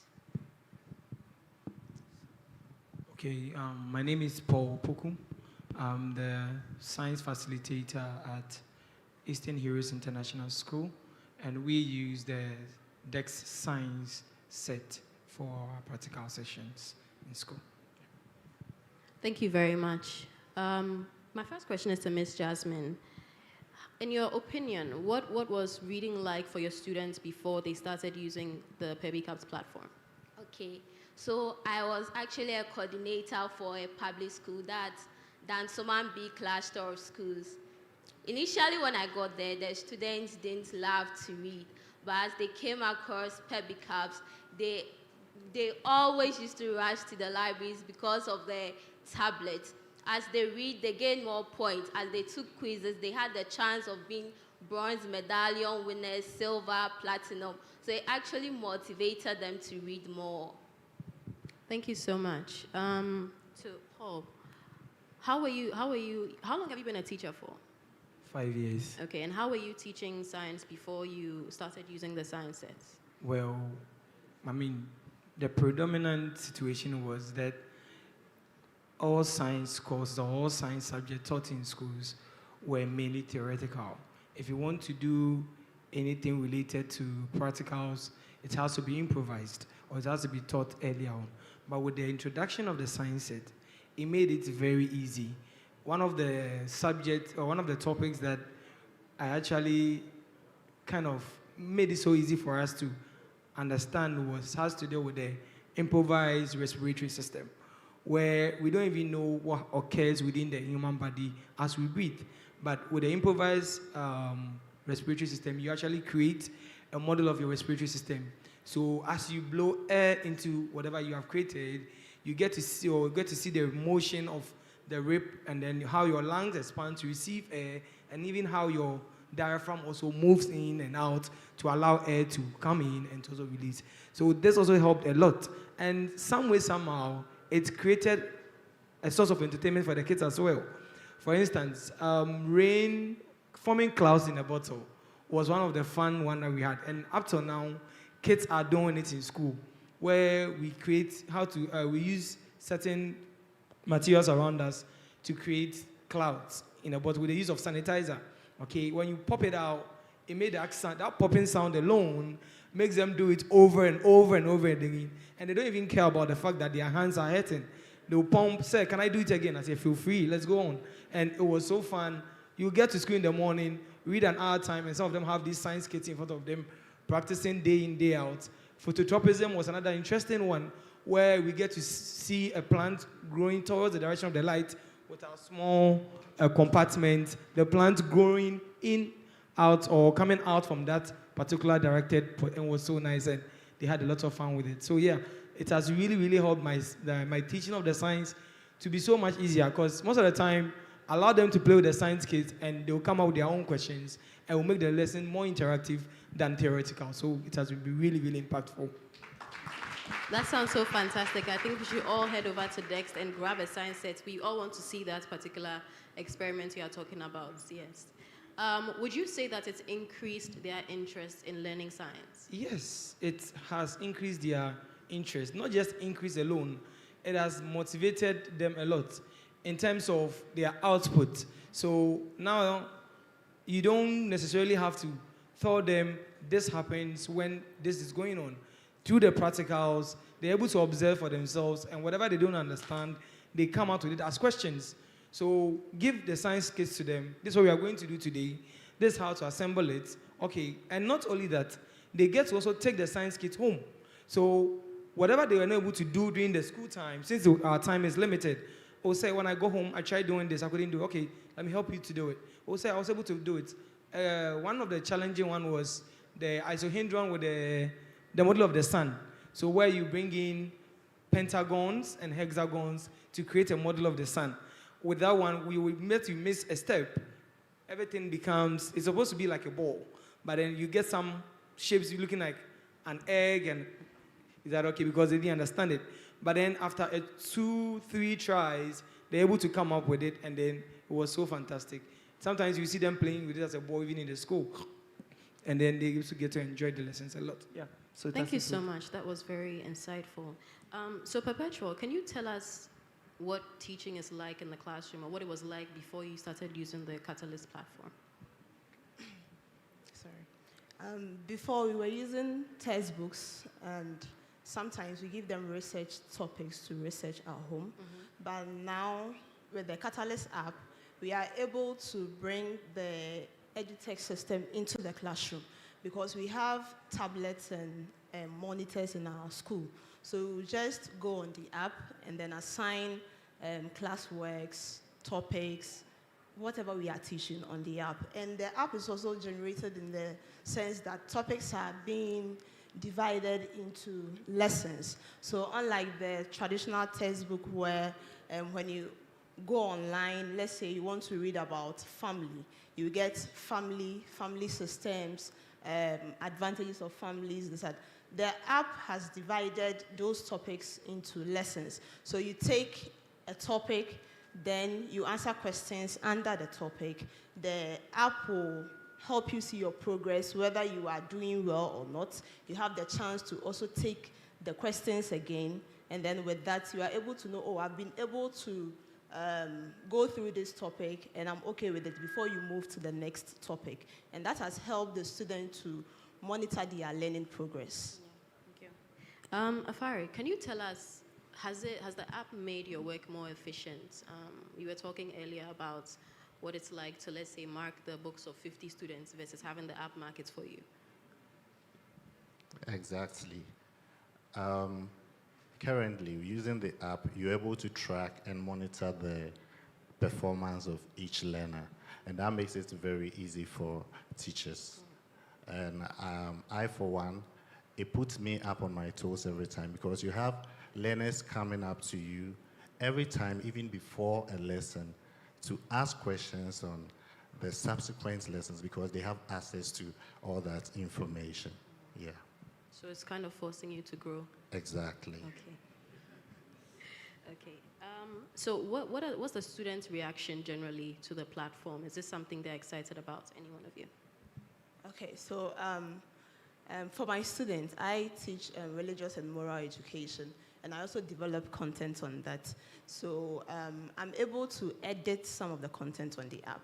So sometimes, in order for me to know whether the content on the app is accessible and the dialect is okay for the children or for their learners, I give them, I allow them to answer questions. Like we have a BEC package, practice questions on the app. So they will just go there, I'll assign them to a particular topic. They answer the questions, and as they are answering the questions, I get to edit the questions as well, and also add on to the questions on the app. And then with that, sometimes maybe it's time for break. Instead of them to stop whatever they are doing on the app and then go out for break, they'll be like, let's finish this topic before we go out for break. And that shows that they've developed some kind of interest in the app, and it is helping their learning. Thank you very much for sharing that information. Because we're a bit pressed for time, unfortunately, we won't be able to get into any more, but you can catch them at their respective stands and then engage them more. Thank you so much for coming up. Please leave the mic. Thank you.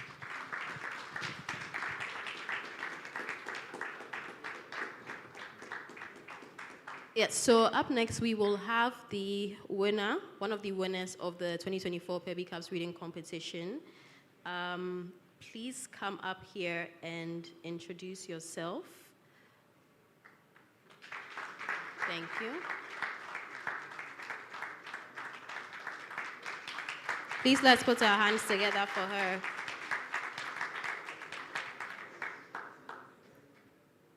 Yes, we will also have a student from Eastern Heroes International School. I hope I'm getting it right. That will be Nicole Brichum.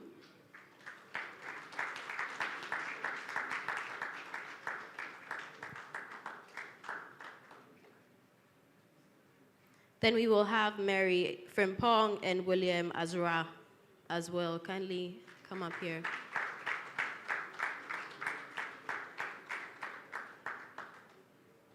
Please clap for them as they come up. It's very nerve-wracking to be on the stage.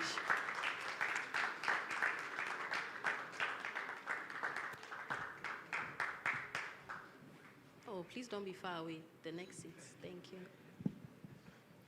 Okay, so please introduce yourself. Tell us your name, your school, and your class.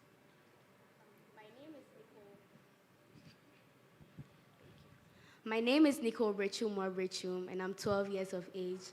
I'm a learner of grade 8 in Eastern Heroes International School. Which platform do you use, or which solution do you use? Which technology?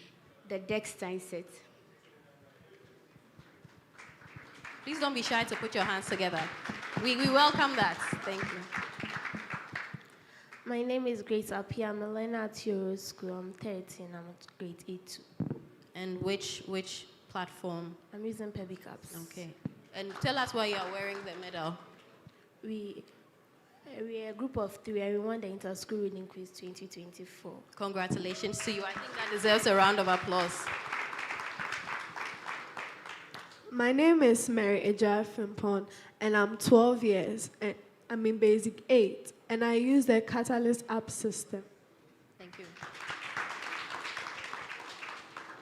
My name is William Junior Adra. I am 12 years old in New Edition Schools, grade 8.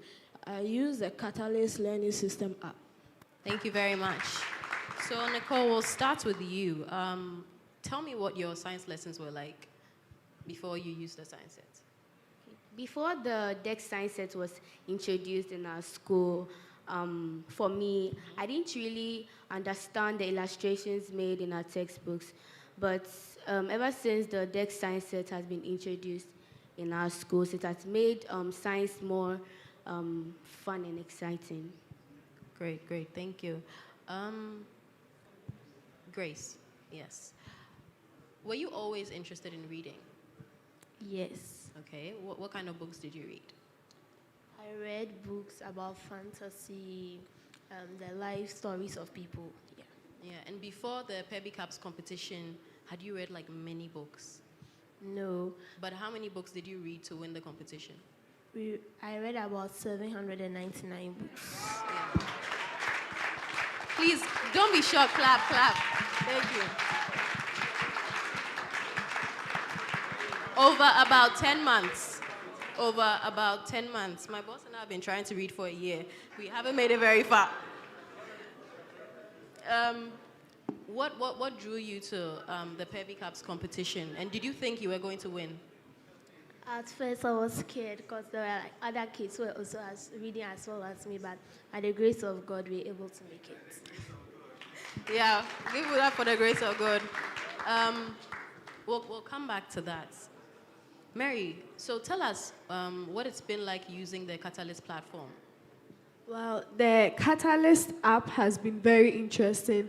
It has made complex topics very interesting and very easy to understand. A subject like science, I found it very difficult, especially with the diagrams and all the processes you have to memorize for exams. But then with the Catalyst app, I'm able to take practice questions, which help me check my understanding. So the Catalyst app has made learning very easy for me. Okay. Yeah, William, please tell us as well. Well, the Catalyst app has made learning very easy for me. Some complex subjects like mathematics, they have now become very easy for me. I'm even able to solve a complex math problem in a matter of like 20 seconds now, thanks to the Catalyst app. Please, clap, clap, clap. This is magic. Is math your favorite subject? Yes, please. Math is his favorite subject. I love that. Nicole, so tell us, which is your favorite experiment? The module of the sun The module in the of the sun. 6.1. Why? Because it helped me know that we can use shapes to create the model of the sun. Shapes like the hexagon and the pentagon. Even though we made a few mistakes, we still tried our best. Does it make it easier for you to understand and remember? Yes, because at first I found it difficult to. I thought science was a very difficult subject. I didn't like science, but ever since Deck Science Set was introduced, I really like science now. She really likes science now. Will you be participating in the quiz this year, or you'll give somebody else another chance to win? Yes. You'll give somebody else because you don't want to ruin everybody's chances. Yes, I want other children to be motivated to read. And what was your prize for winning the competition?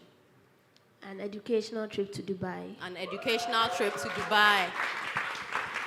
If you want to start reading and join the quiz, Anile, please consider for the older people too. Yes. So tell me, are your parents involved in your learning process? Are they able to track your progress? Yes. Sorry, that's for Catalyst, yes. Yes, especially with my father. He always wants to know whether I'm learning or I'm doing something else. So, but with the Catalyst app, he's able to see what I'm learning. He's able to see whether I'm understanding all the topics because of the practice questions I take. Does that motivate you to learn harder? Yes. Well, my parents track my progress, and sometimes I even pester them for their phones so that I can access the app. Sometimes when I forget, my father even comes to pester me so that I can access the app, and it has increased my motivation to learn. Thank you so much. These are the users of Alpha Virtual Deck Science Set and the winner of the Pebby Cups reading competition. It's been an honor hosting you guys here, and we're so glad to have your perspectives. Thank you so much.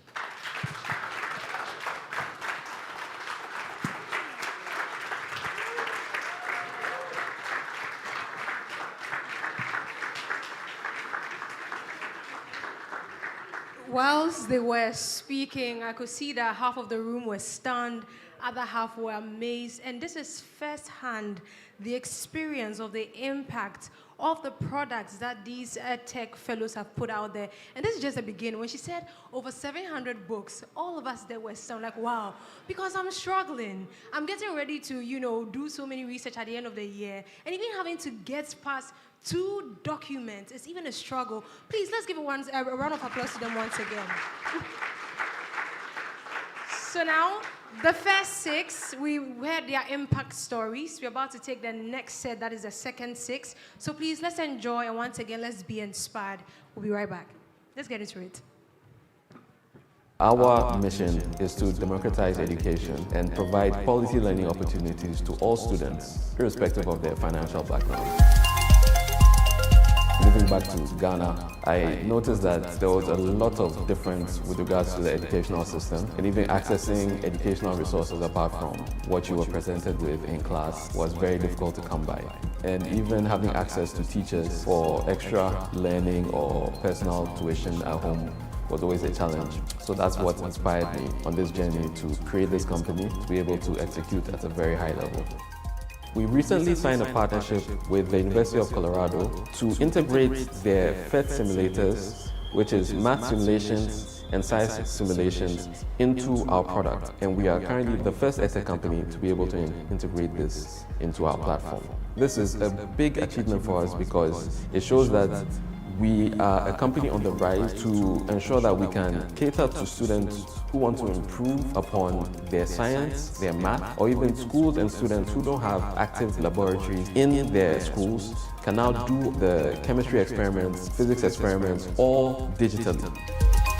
The Kilo exam app has a graph that you can easily analyze your progress to know whether you are really preparing well for the BEC or not. It even gives you the chance to see how questions are probably answered. It gives you what you did right and what you didn't do correct. It has the Kilo tutor embedded in it, where you can see that as you are struggling with your exam, you could quickly book a tutor around your vicinity to easily come to your aid. The Mastercard Foundation EdTech Fellowship has helped us accelerate our operations. It has opened our doors to bring in sales, agents, teachers, and even a sales manager to really scale our operations and our products to places that we weren't focusing on before. Within the next 5 years, our main plan is to scale outside our borders. Currently, we have early footsteps in Kenya, as well as Papua New Guinea all the way in the Oceanic region. Through our partnership with the University of Colorado and their PhET simulators, they've provided us with a French option to be able to scale into Togo, Côte d'Ivoire, Benin, so that we can give them math simulations as well as science simulations. This is just the beginning, and we believe that after everything that we've learned, we're going to make a big impact in Ghana and be one of the major companies coming out of Ghana that the whole of Africa will be proud of.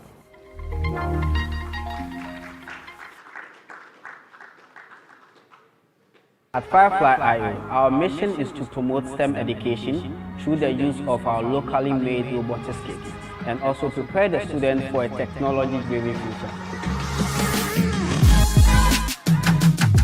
Through my experience of working as a robotics instructor, I realized that one of the challenges is when we go to a school and we provide the training for them, they still don't have the materials that they need to continue the training. Most of the things that we use for the training are quite expensive and not every individual can afford that. So at Firefly, we exist to make sure that every Ghanaian child has opportunity to experience robotics and apply it to the real world.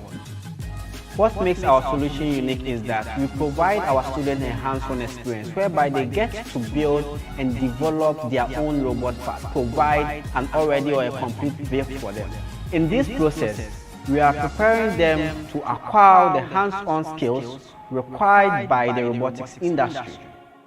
In 2023, we introduced our robotics program to St. Louis Girls Senior High School, which they took actively interest in the program. They then participated in the Ghana Robotics Competition 2023 and emerged winners. They went ahead and participated in the 2024 Pan-African Robotics Competition and they won. Currently, we are preparing them for the 2025 VEX World Championship in US, which we are hoping to win. There has been a lot of impact since we joined the Mastercard Foundation EdTech Fellowship Program. Talking about the funds that have helped us to scale our production from 20% up to 70%. It has also helped us to expand our reach by helping us to train more students. Also, the program has enabled us to expand our partnerships and giving us visibility within the EdTech ecosystem. We are looking at a future whereby every single person have the opportunity to learn robotics, and the moment we achieve that, we see that as a success.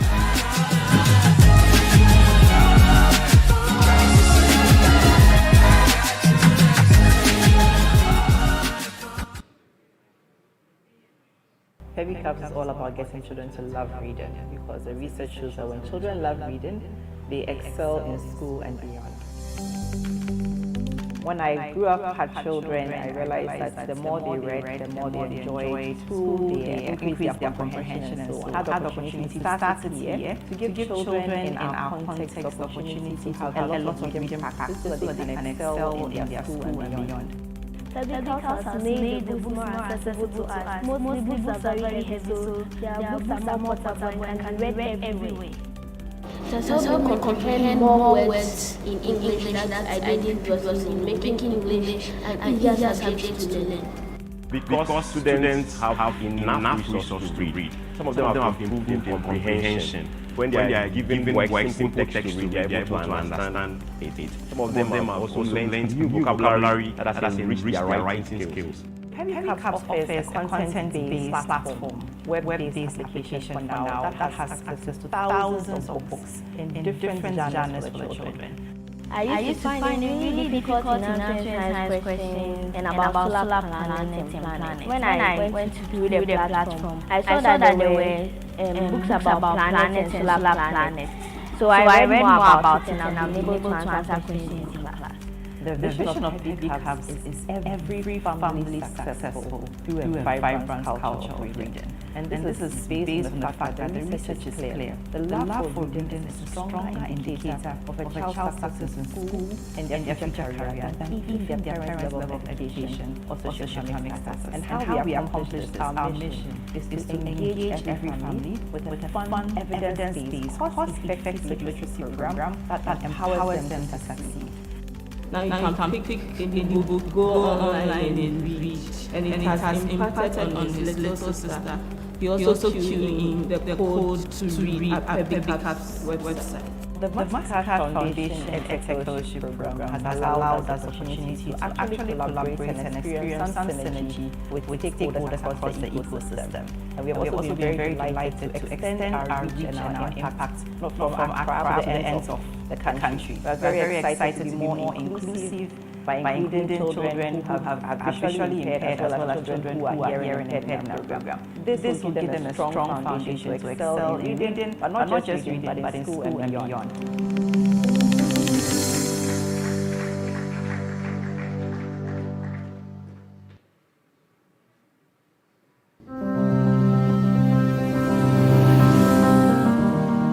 I come from Bolga here. Growing up, I didn't touch any computer before. And I finally got a Mastercard Foundation scholarship. And Ashesi was the first place that I touched a computer, which was very challenging.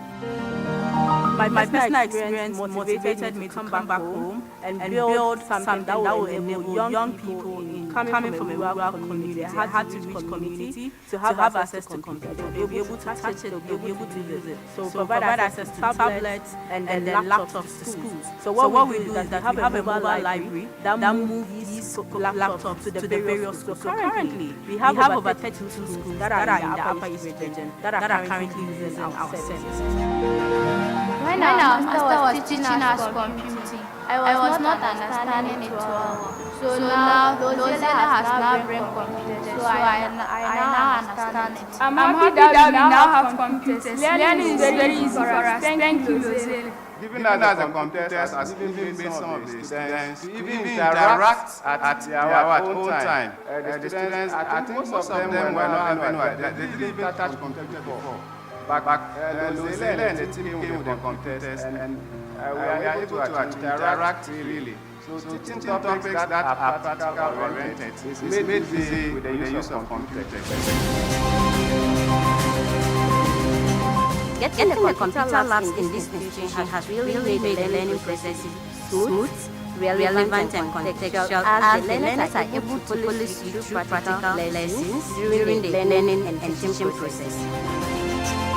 Success for us is when we are able to go to a hard-to-reach community and we are able to work with the students, and at the end, a student can pick a computer and be able to interact with the computer. That is success for us, and have smiles on their faces. The core vision of Lozele Resource Center is to empower the youth in Bolgasoko and the Upper East region as a whole. In the next 5 years, we are planning on expanding Lozele Resource Center to other parts of northern Ghana. The Mastercard Foundation EdTech Fellowship Program has impacted us in many ways, and for us at Lozele Resource Center, it has been a golden opportunity and a dream come true.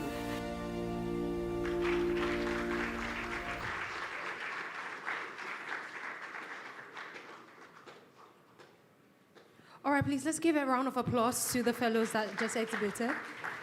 And once again, I'll kindly ask for all those standing at the back, let's kindly fill the seats in here. If you have an empty seat next to you, kindly raise your hand so that in case they do not know, they're able to locate you and sit next to you. So please, if you're standing at the back, I see so many people standing at the back. I don't want to do name calling, so kindly find your way to a seat nearby. I kindly insist that you do that. I'm not seeing any movements from the back. I see so many people standing at the back.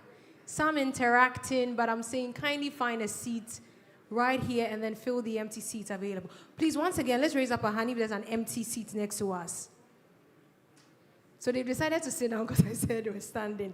All right, so now we're about to hear from some of the fellows. I would like to welcome to the stage Audrey, who is the CEO of Coral Reef Innovation Hub. Audrey, kindly join us. Also, can I have Senor, CEO of QNO EdTech. Also, Tenny, the MD for Lozele Excellency Academy. Yes, you. And then also Chloe, programs lead for Inspiring Teachers. So Tenny, Senor, Audrey, and Chloe, kindly join me on stage. I think I'll sit in the middle this time.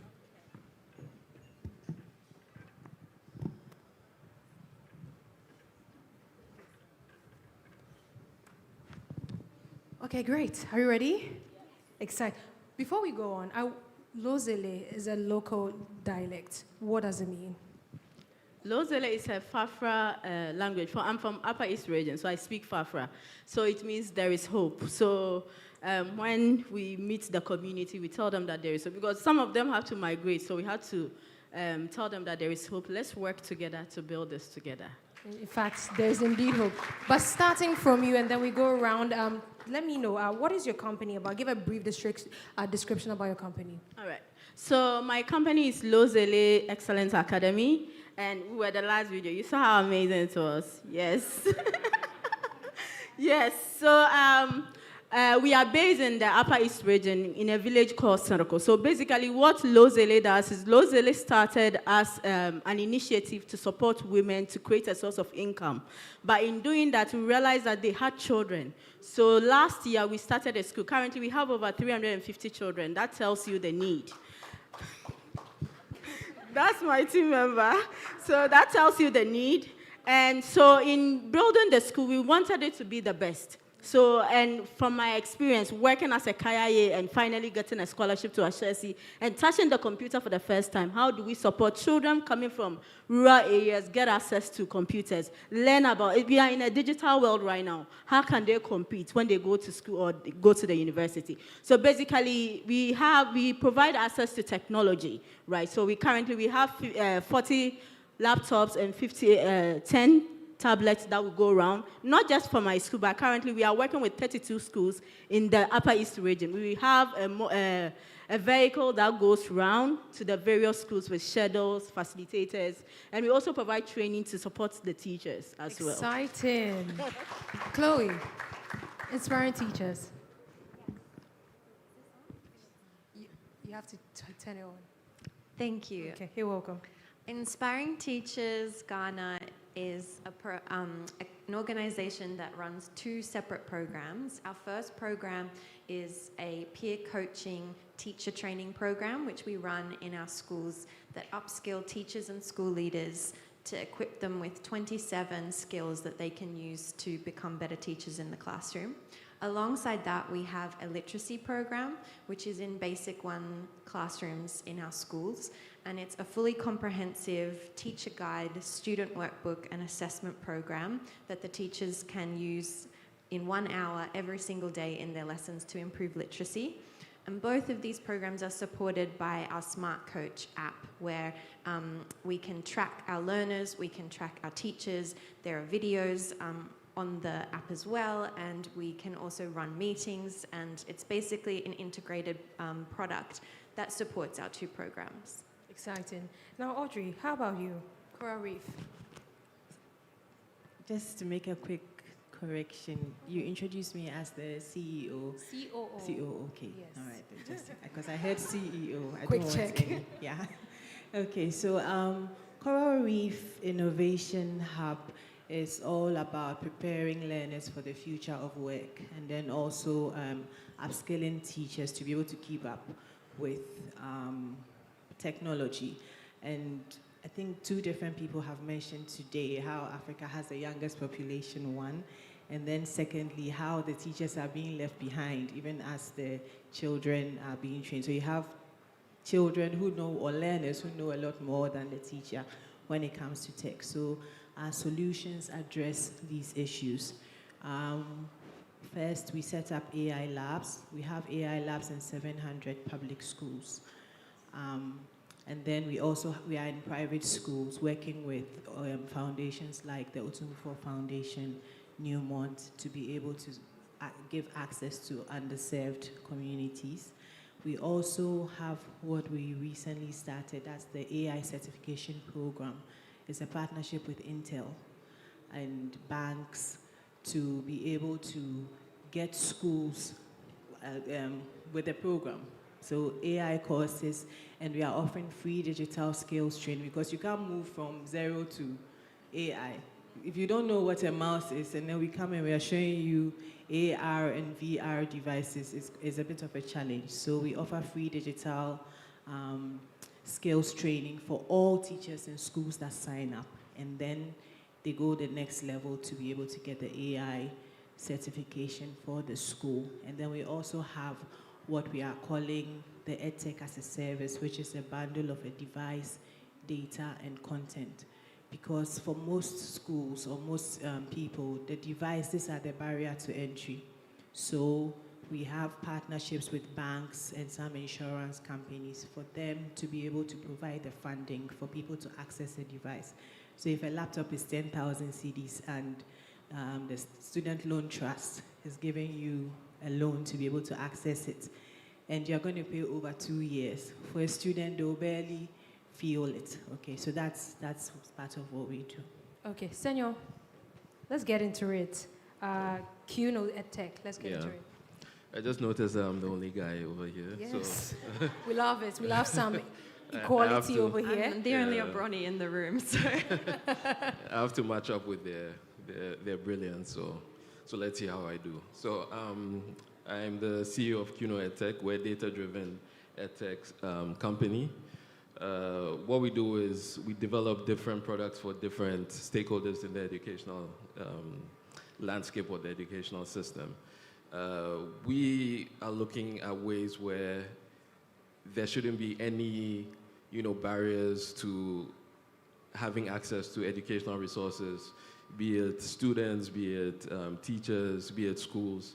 We're just trying to develop products that can help them, improve upon the delivery of education. So we have 3 products currently in the market. We have the QNO Library, which is heavily content-based. It gives students access to content based on the syllables that they're currently, undertaking. So they can learn, personalized learning. They can learn on demand. We also have the QNO Exams, which is AI-powered. It's an AI exam simulator that gives students the chance to prepare for exams. And then, we mark it, we teach them how to properly answer those questions when they go and sit behind the exam paper and then actually solve those things. And then one thing we're really proud of is developing Uber for tutors, where we're giving access, basically teachers complain a lot about not earning, as much as other professions in Africa. So we've given them an option to be able to earn more by teaching, something that they've been trained to do. So parents are looking for, teachers. They don't really know where to go and look for these teachers at. People go to church, they're asking their friends, do you have a studies teacher for me, or things like that. And we have that all on demand. So it's just giving you access to book a tutor. They can come in person or virtually. So that's something we're very proud of. We're improving students' outcomes, but also putting money in teachers' pockets as well. Okay, quickly, can we all give an overview of your company prior to joining the fellowship? Let me start with you, Senor, then we go around. I would say when it comes to tech, we've always been passionate about, technology, building products. I would say we built slower before getting into the program.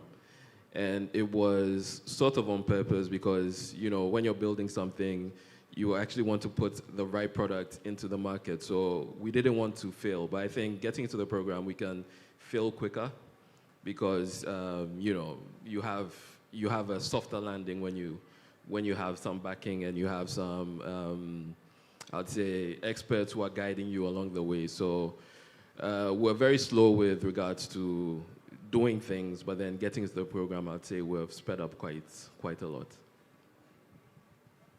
For us, before the program, we were a small company. My boss always says we punch above our weight. We were a small company with big ideas and limited structure. So we knew all that we wanted to do. We saw where the gaps were. And when you have so many things, you end up doing almost nothing because you touch this a little, you touch that. So it was quite a murky situation, but getting into the fellowship, we're able to restructure. I jokingly say to Angela all the time that there's a reason this thing is called an accelerator, because it's visible to all of us that we've really moved from 0 to 100 in such a short time. How about you? Yes. Before we joined the fellowship, we had our school. We had 10 tablets that we were using. We piloted. We knew the need because we've been operating in the community since 2018. So we knew the need, but we didn't have the resources to actually undertake the project that we wanted to do. So it was very slow. Because with 10 computers and you have over 10,000 people that needs it, how will you be able to do that? So it was very slow. We didn't have the resources. And structure-based, even though we had the goals, we knew what we wanted, we didn't have that structure in place. And I would say one thing is we were doing everything by ourselves. We didn't have experts, people that, you can go to if you have questions. But the fellowship provided that. Our project manager, he's amazing. Yeah, so the project provided that. The funding also helped us to get the technologies, the things that we needed to actually start the project. So right now, where we are, I think, living, we are not going to be the same low zele that you see. Right now, we are on cloud 9. That's right. How about you, Chloe? Inspiring teachers, prior to MEST, we were in 16 schools in Cape Coast, in Lofi private schools, and the literacy program was only in 3 schools as we were still developing the program. And thanks to MEST, we were able to expand into 56 Lofi private schools in the central region and deliver both programs to the schools. All right, now let's give a round of applause. Now I'm going to start with you, Audrey. I want us to look at the program impact and then the growth. What was your motivation to join this fellowship? Because I'm sure you might have seen so many fellowship programs, but you decided that the Mastercard Foundation fellowship one was for you, the EdTech one was for you. So what motivated you? Well, first is the bragging rights to be part of the inaugural cohort. Secondly, the support that we knew was available to help us structure properly. And my first day at Coral Reef, I'm quite young. My first day at Coral Reef was the day MEST came to do their diagnostic. And Femi, it was wild, but we survived, as you can see. And I would say there was a session we had, I think the very first leadership session, and no, one of the plenary sessions.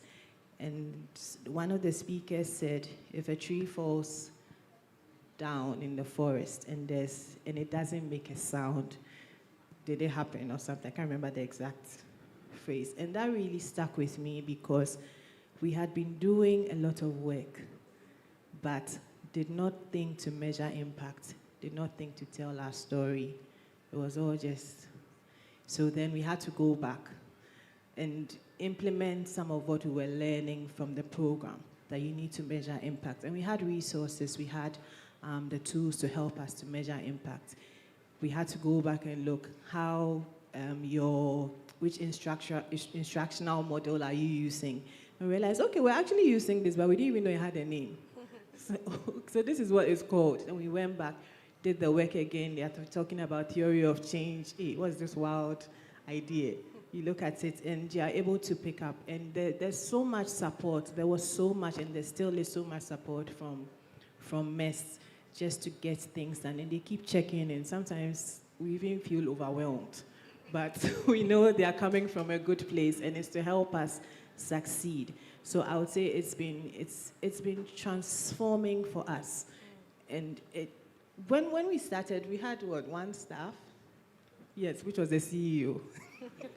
Now we are about 12, and everybody is busy. We know exactly what we are doing.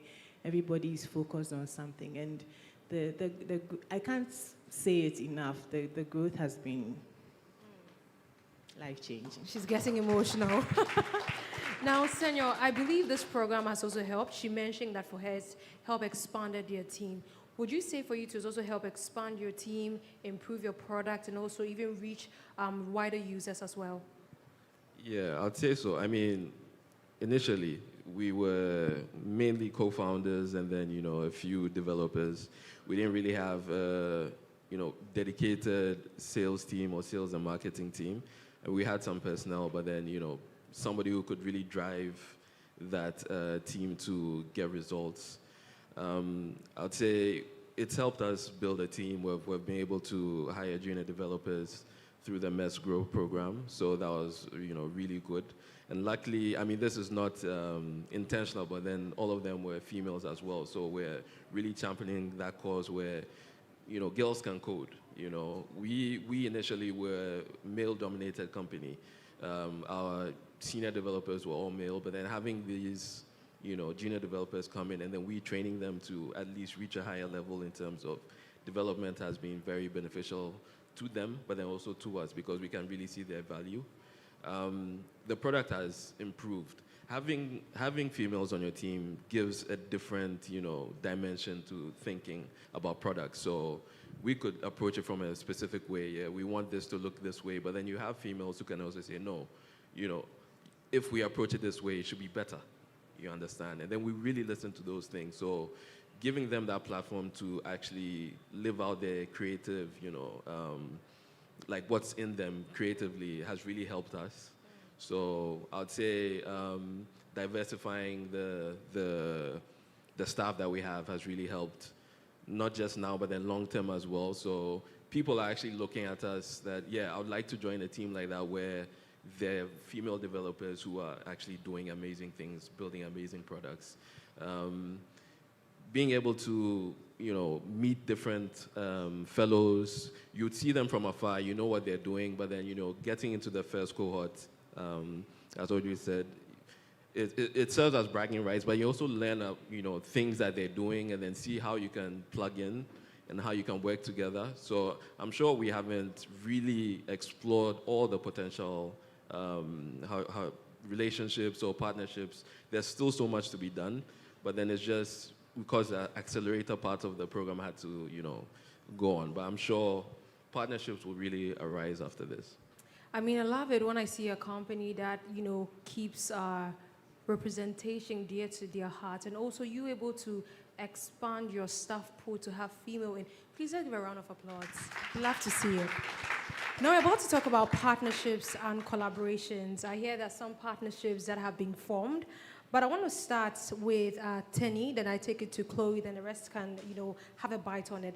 Are there new partnerships or collaborations that you have emerged for your company to the fellowship, and how did they come about? Yes. So I don't have a tech background. I did business. I like money. I did business administration. So I don't have a tech background. So through the fellowship, my project manager and I were able, and the team were able to see the gaps that we needed to fill. And also, throughout the fellowship, I think so far we have about 7 people that we are planning on partnering with them, and some that we've partnered with. So for one, our computers, we had to look for an organization that has done this before, because we are getting 40 computers, and it has to be quality, it has to be the best. And because we are moving it around to 32 schools, it has to be the very best. So we partnered with Coral Reef to get us our computers. Exciting. Let's give it up. Aside that, we have teachers. We are partnering with 32 schools. We have teachers that my facilitators will tell you, every school that we go to, if we leave the teachers coming from, our project, we do it in a hard-to-reach community. So we are in Boga, so we go deeper. So some of the schools, most of the schools, when you go there, if you leave that, okay, so work with the teachers, your schedule, today, what are you teaching? What we keep on hearing is, I don't know this, can you take the class? Can you train us? So how do we also train our teachers to be the best, to have tech background? They'll tell you, I didn't do this. My time, they didn't teach me this, So how do we support them? And that is, we don't have to start from scratch. We have people that have built this. So how do we build on that, And we are planning on partnering with inspiring teachers to come to the north, which is exciting. And they are coming to train our teachers, not just my school, the teachers, but we are planning on training all the 32 schools, the teachers in there, having coaches that will support. Apart from that, Pebby Caps is helping our children read. They will tell us that your children, they don't like reading. Why? But anyway, they are helping out. We have their apps. We don't have to build an app from scratch. They are helping us. They've signed us up, and then some of our students, the older students, are reading. We have Science Set, which we are super excited about, because we have a lab. So through the fellowship, one of the things that we've been able to achieve is we have a lab, 100-capacity lab that we've built in the north, right? And please, you can clap. It's exciting. Congratulations. I know, it wasn't easy at all. But anyway, we have a lab. And our plan is that apart from the computers going to be in the lab, we are going to have science sets. We've ordered 400 of them at a very good discounted price because we are in the fellowship. So it's going to be there. Students from all the 32 schools that will be using the lab will also have access. So it's more of, for us, it has been building on partnership, people that have already done it, building on that, partnering with them to maximize the impact that we are doing in the community. Exciting. Chloe. Yes.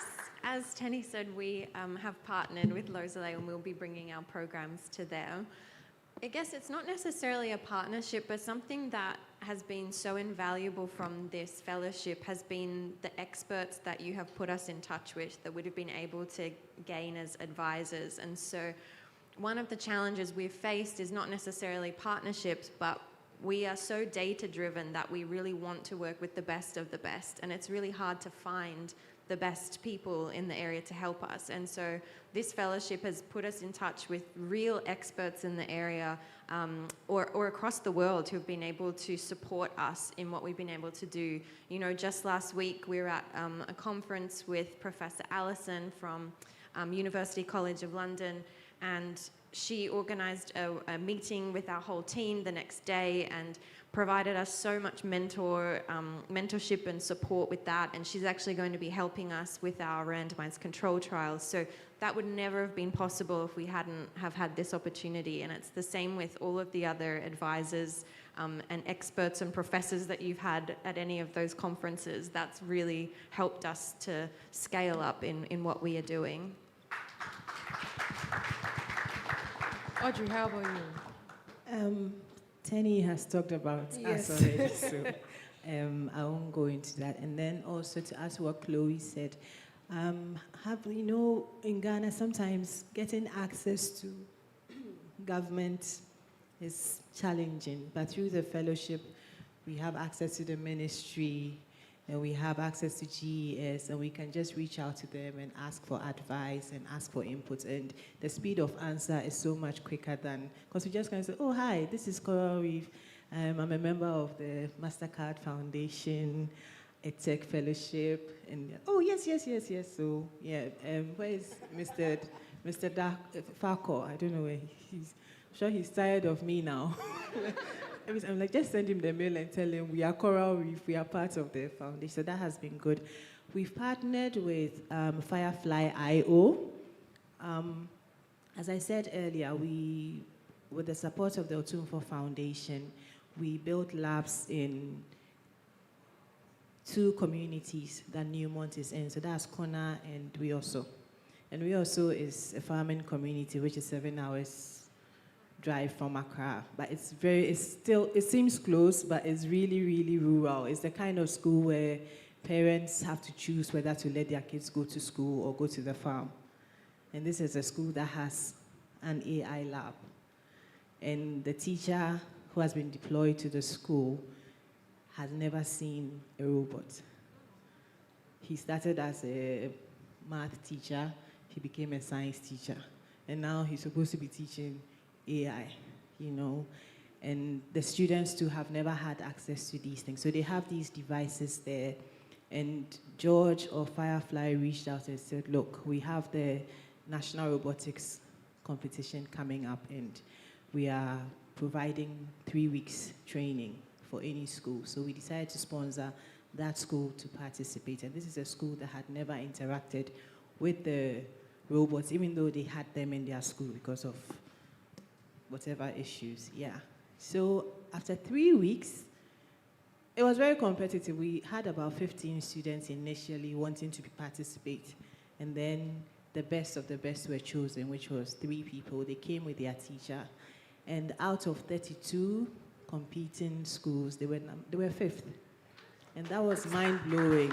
They were discouraged because they were thinking they would be first, and we told them, look, 5th out of 32, and these other schools you are dealing with have seen these devices so many times. It's not new to them. So it was a huge motivation to them, and for us it was a major impact story, because we said, okay, we are actually doing something. And they returned to the village, and there was a deba for them. Everybody was just waiting to welcome them to school. And parents are already asking, when is the next competition? My child has to join. So that partnership has really showed us that there are so many opportunities. We have pending conversations with some of the other fellows to see how we can work together. Right. Audrey, still on you, what were some of the deciding factors for agreeing to even partner with the likes of Tenny's Lozili and the Firefly IQ? Well, we can't do everything by ourselves. And so if you want to go fast, go alone. If you want to go far, go together. So that really is the motivation. If there's somebody else who can do it or somebody else who can help us, why not? Let's go. And Tenny came, and we had conversations around what we could do and all that. And just seeing the pictures from what she's done, I was even telling her, I was like, wow, Tenny, your story is amazing. Like, it's a phenomenal story, and we are planning to go there to actually see for ourselves what she's doing. So it was really a matter of taking advantage of every opportunity that we are given. It's not, for us, it's not a competition. There's so much space for all of us to thrive, and we just have to work together to make sure that we get there, and that's it for us. And I think that draws back to an advice that Rudolph gave. Rudolph said you should partner, and partner. Senor, I want to hear from you. Okay, so for us, I think our main partnership that we're trying to do with an EdTech fellow in the program is IRPrep. So, they teach math in the local languages. We are very data-driven, so sometimes we have students who use our products. You have them have issues with math, but then you keep on, showing them content, and then you're not really getting the right results or the right performance that you'd want. But then these students, maybe you may need to teach them in their local language. So we're trying to move that data that we have, their performances, and then share it with higher prep so that they can have access to these students who are either failing or C level or C grade level students, and then see if they're taught in their local languages, performances might improve. So that's something we're very key on, where we can share the data that we have and use that data not just to our own benefit, but then give access to that data to other EdTech fellows, and then see how best they can pick on that data. We have another partnership. It's not among the EdTech fellows, but we recently signed a partnership with Fed simulators from University of Colorado. So that's an international partnership. This will give us the chance to be able to show or to build or to integrate their simulators into our library, and then give students all over the country access to these simulations in math, science, earth science, and other things, where they can actually do these experiments or these activities and then see results in real time. So I think it's a very good step in the right direction, where we're having international partnerships as well. Now, still on you, Senor, how would you say the program has helped you, in understanding and meeting the needs of your end users, your students, teachers, and even parents as a whole, in terms of community impact?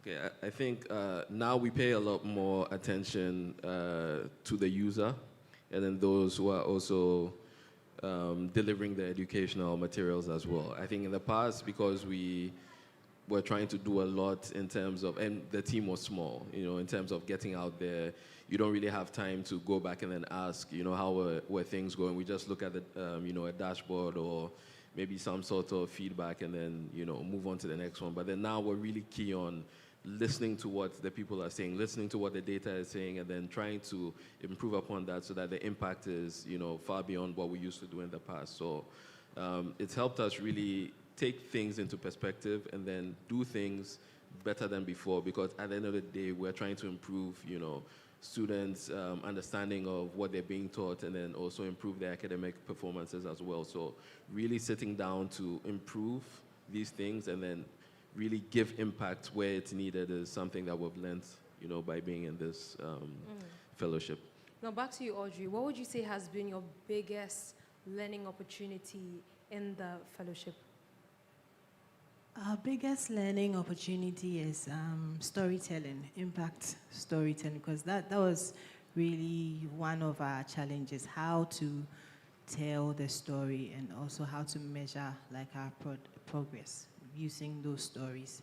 So that has been our biggest achievement, because now we are able to connect that this is where they were, this is where they are now, and that's how they got here. And yeah. Tenny, was there any new demographic that now you want to consider joining the program?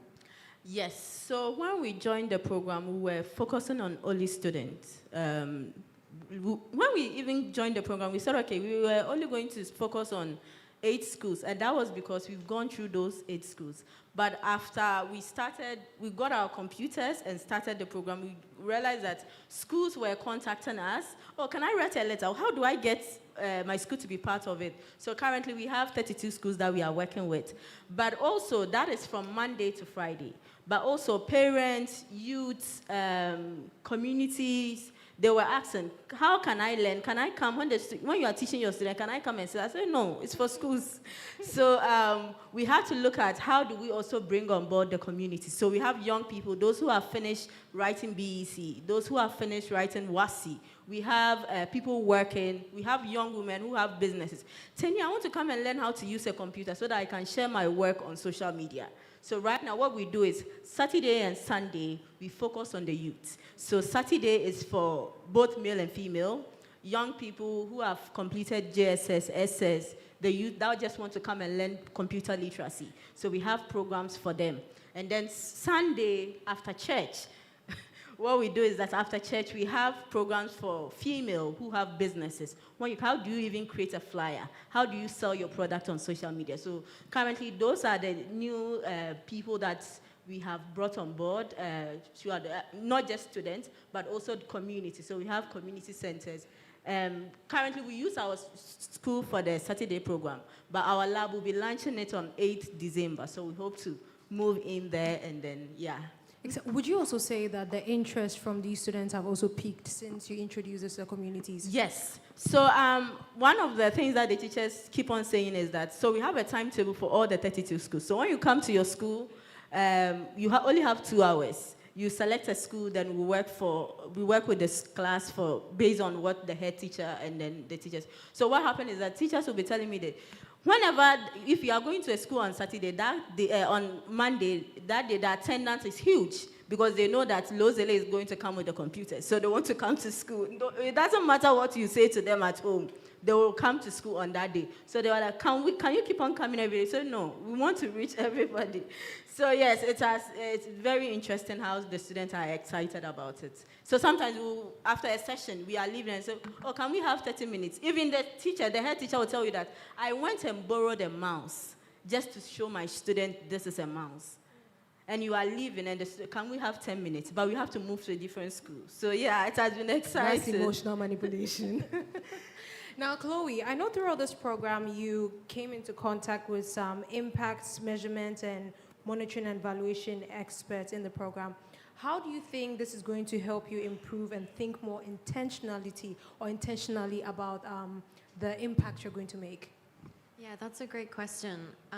We also have a partnership with JPAL, so that's where we're doing our RCT. But what MEST really helped us with was the fidelity of our study, because we are working with such diverse schools and education levels. Some teachers haven't even completed JHS, and yet they're trying to teach when their literacy levels aren't high in their own right, versus some teachers who are in university getting their teaching education. And so it's one of our challenges was sort of lumping them all together. And so MEST has helped us with looking at ways that we can make sure that we are testing the fidelity and clustering schools that are high fidelity versus low fidelity so that we can get more accurate data.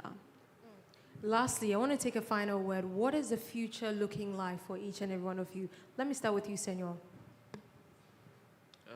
I'd say more growth, more opportunities to partner with, fellows and then maybe incoming fellows. Basically growth. Audrey? Growth. And then also positioning ourselves as a model company for MEST and Mastercard Foundation. How about you, Tenny? So for us, we are looking at expanding our work. So by the end of this year, we are looking at including 20 more schools into our program. We are also looking at investing heavily our time and energy into the youth as well, the youth programs that we are currently starting, because we have some people that haven't gone to school, but they still want to learn it. How do we incorporate that? So we are looking at also expanding our reach and also growing as a company. Chloe? We were originally focused only on low-fee private schools, but we are now actually going to be moving into the government schools next year. And we're in the process of having our teacher training accredited with the National Teaching Council so that teachers that run through our program can actually gain accreditation points. All right, thank you, ladies and gentlemen, for joining me. Please, as they take their seats, can we give a round of applause? You may kindly take your seats.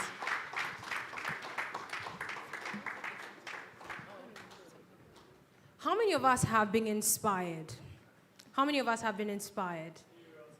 And how many of us now have also been inspired to also take a leap to also join the next cohort when it's been announced? Let me see your hand. Those who are not exciting. So at this point, I would like to call Francis Akondo, who is the Marketing and Recruitment Lead at West Africa, to give us the proper announcement and launch of the Cohort 2 application.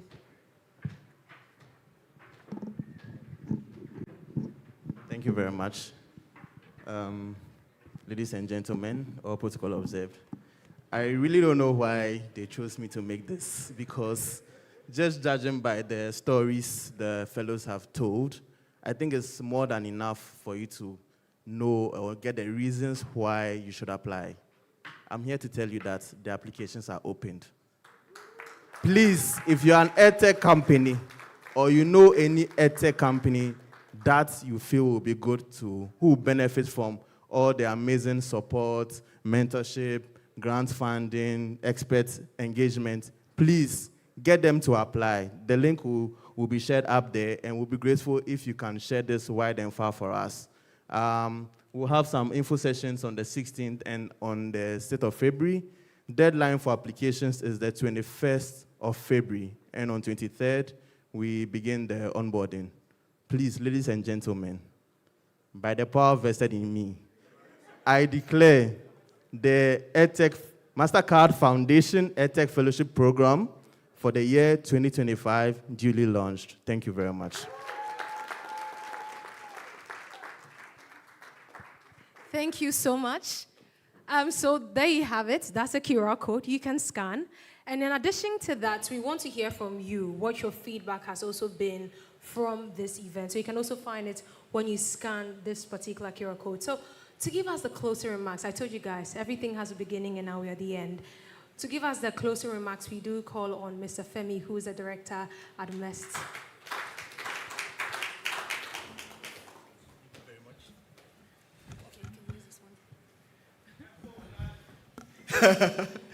Okay, my name is Olufemi Holali Adewumi. Before I became Ghanaian, I used to be Nigerian. And it was around 2006 or 4-ish, where we're starting a project to implement a storage system for the company I was working with, Airtel Nigeria, in one of its earlier iterations. And we're thinking of a name to call the project. And I'm not sure, I think we had a Ghanaian project manager from our supplier. I don't remember how come, but somebody said, well, we should call it Sankofa. And he explained why. He said Sankofa is like a mythical bird in Ghana that looks back and looks forward at the same time.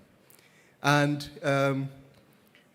I'm the last person in this event, so I have the opportunity to look back, not only to the things that you've said today, but also to look back to the beginning of the fellowship and how we've transformed.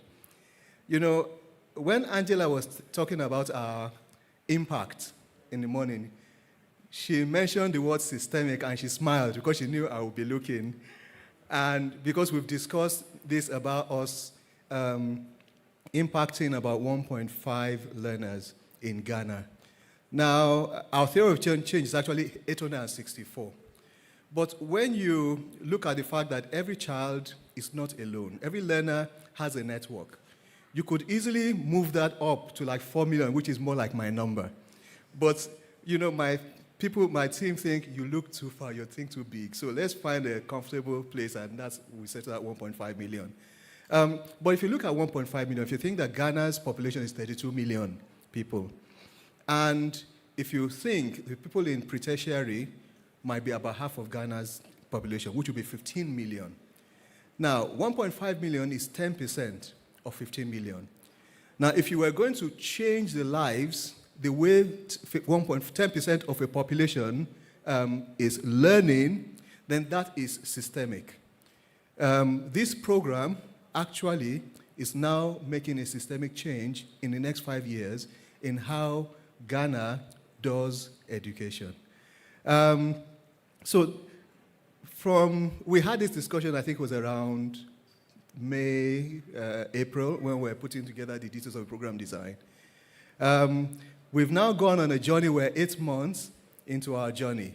We've had partners. I mean, first of all, the Mastercard Foundation, really massive thank you to, one, your trust in MEST, but also your partnership. Now, partnership not in saying go and do the work, but partnership in saying let's collaborate, let's work together, let's think together.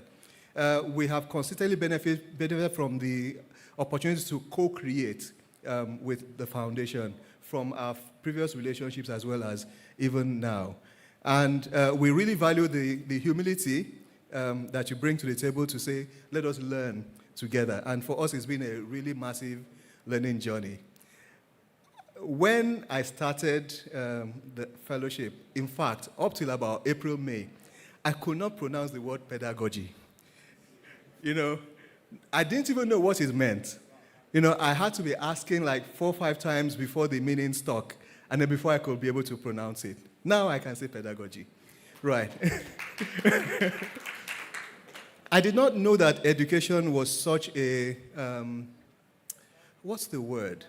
Methodical process. I thought, oh, I'm an engineer, you know, I have a couple of degrees. I can take a pen and go into a class and teach. I can teach maths, I can teach science, I can teach. But I did not realize until I started integrating with people like Inspiring Teachers, GSET, Ghana Society for Education Technology, working with people like Mr. Farko in the Ghana Education Service, and him explaining, you know, the different stages in how learning happens. You know, I remember I was doing one of the interviews. We were in a Zoom call with Miracle, interviewing the fellows. And somebody came and talked about how they could use robots to teach STEM and teach maths. And Miracle said, okay, explain exactly how you will use robots to teach maths. And the person mentioned about calculus and differentiation. I am an engineer. I studied electrical engineering, which is one of the more difficult and mathematical parts of engineering. But it was in that room, that Zoom call, that I really understood the meaning of differentiation. Differentiation is a critical part of my profession. But when he said it was all about change, I said, oh, of course it is. I'm 57 years old.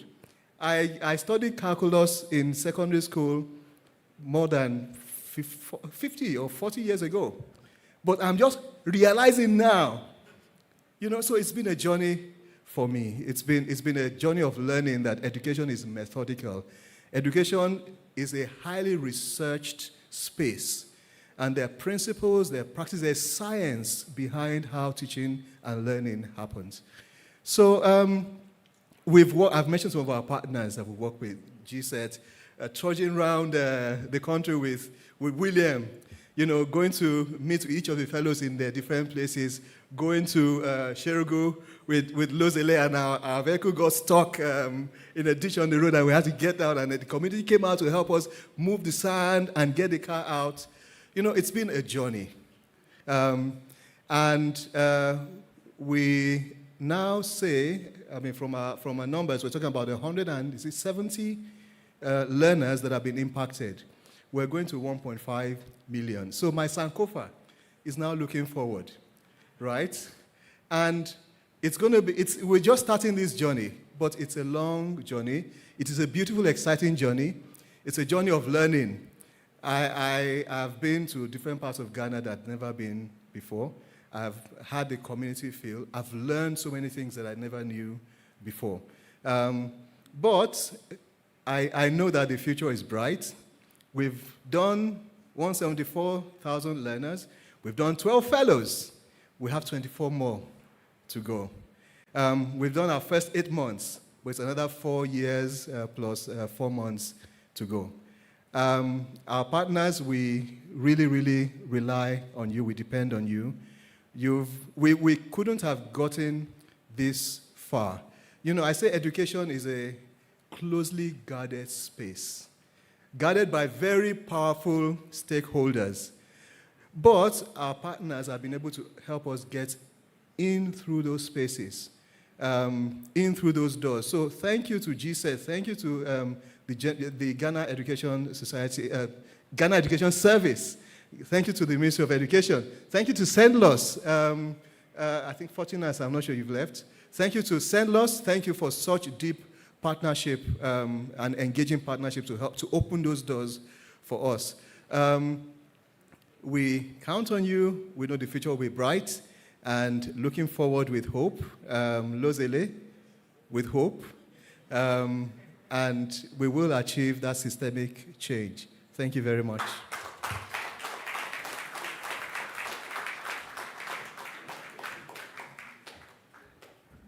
All right, ladies and gentlemen, all too soon, we've made it to the end of the Mastercard Foundation EdTech Fellowship Demo Day. A round of applause to yourself and also to me. I've done an incredible job.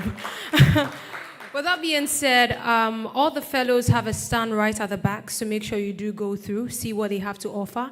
If we have investors here, they've spoken for you to hear, go out there and push them. I believe all 12 fellows are going out there to leave a mark, not just for this current generations, but generations on board. Ladies and gentlemen, my name is Abna Sorno once again. It has been a phenomenal time hosting all of you. And the Ministry of Education also has a channel. They're here covering it as well. So if you can, do pay attention, visit their websites, their portals, and get updated on what the Ministry of Education has to do. So with this being said, have a good evening.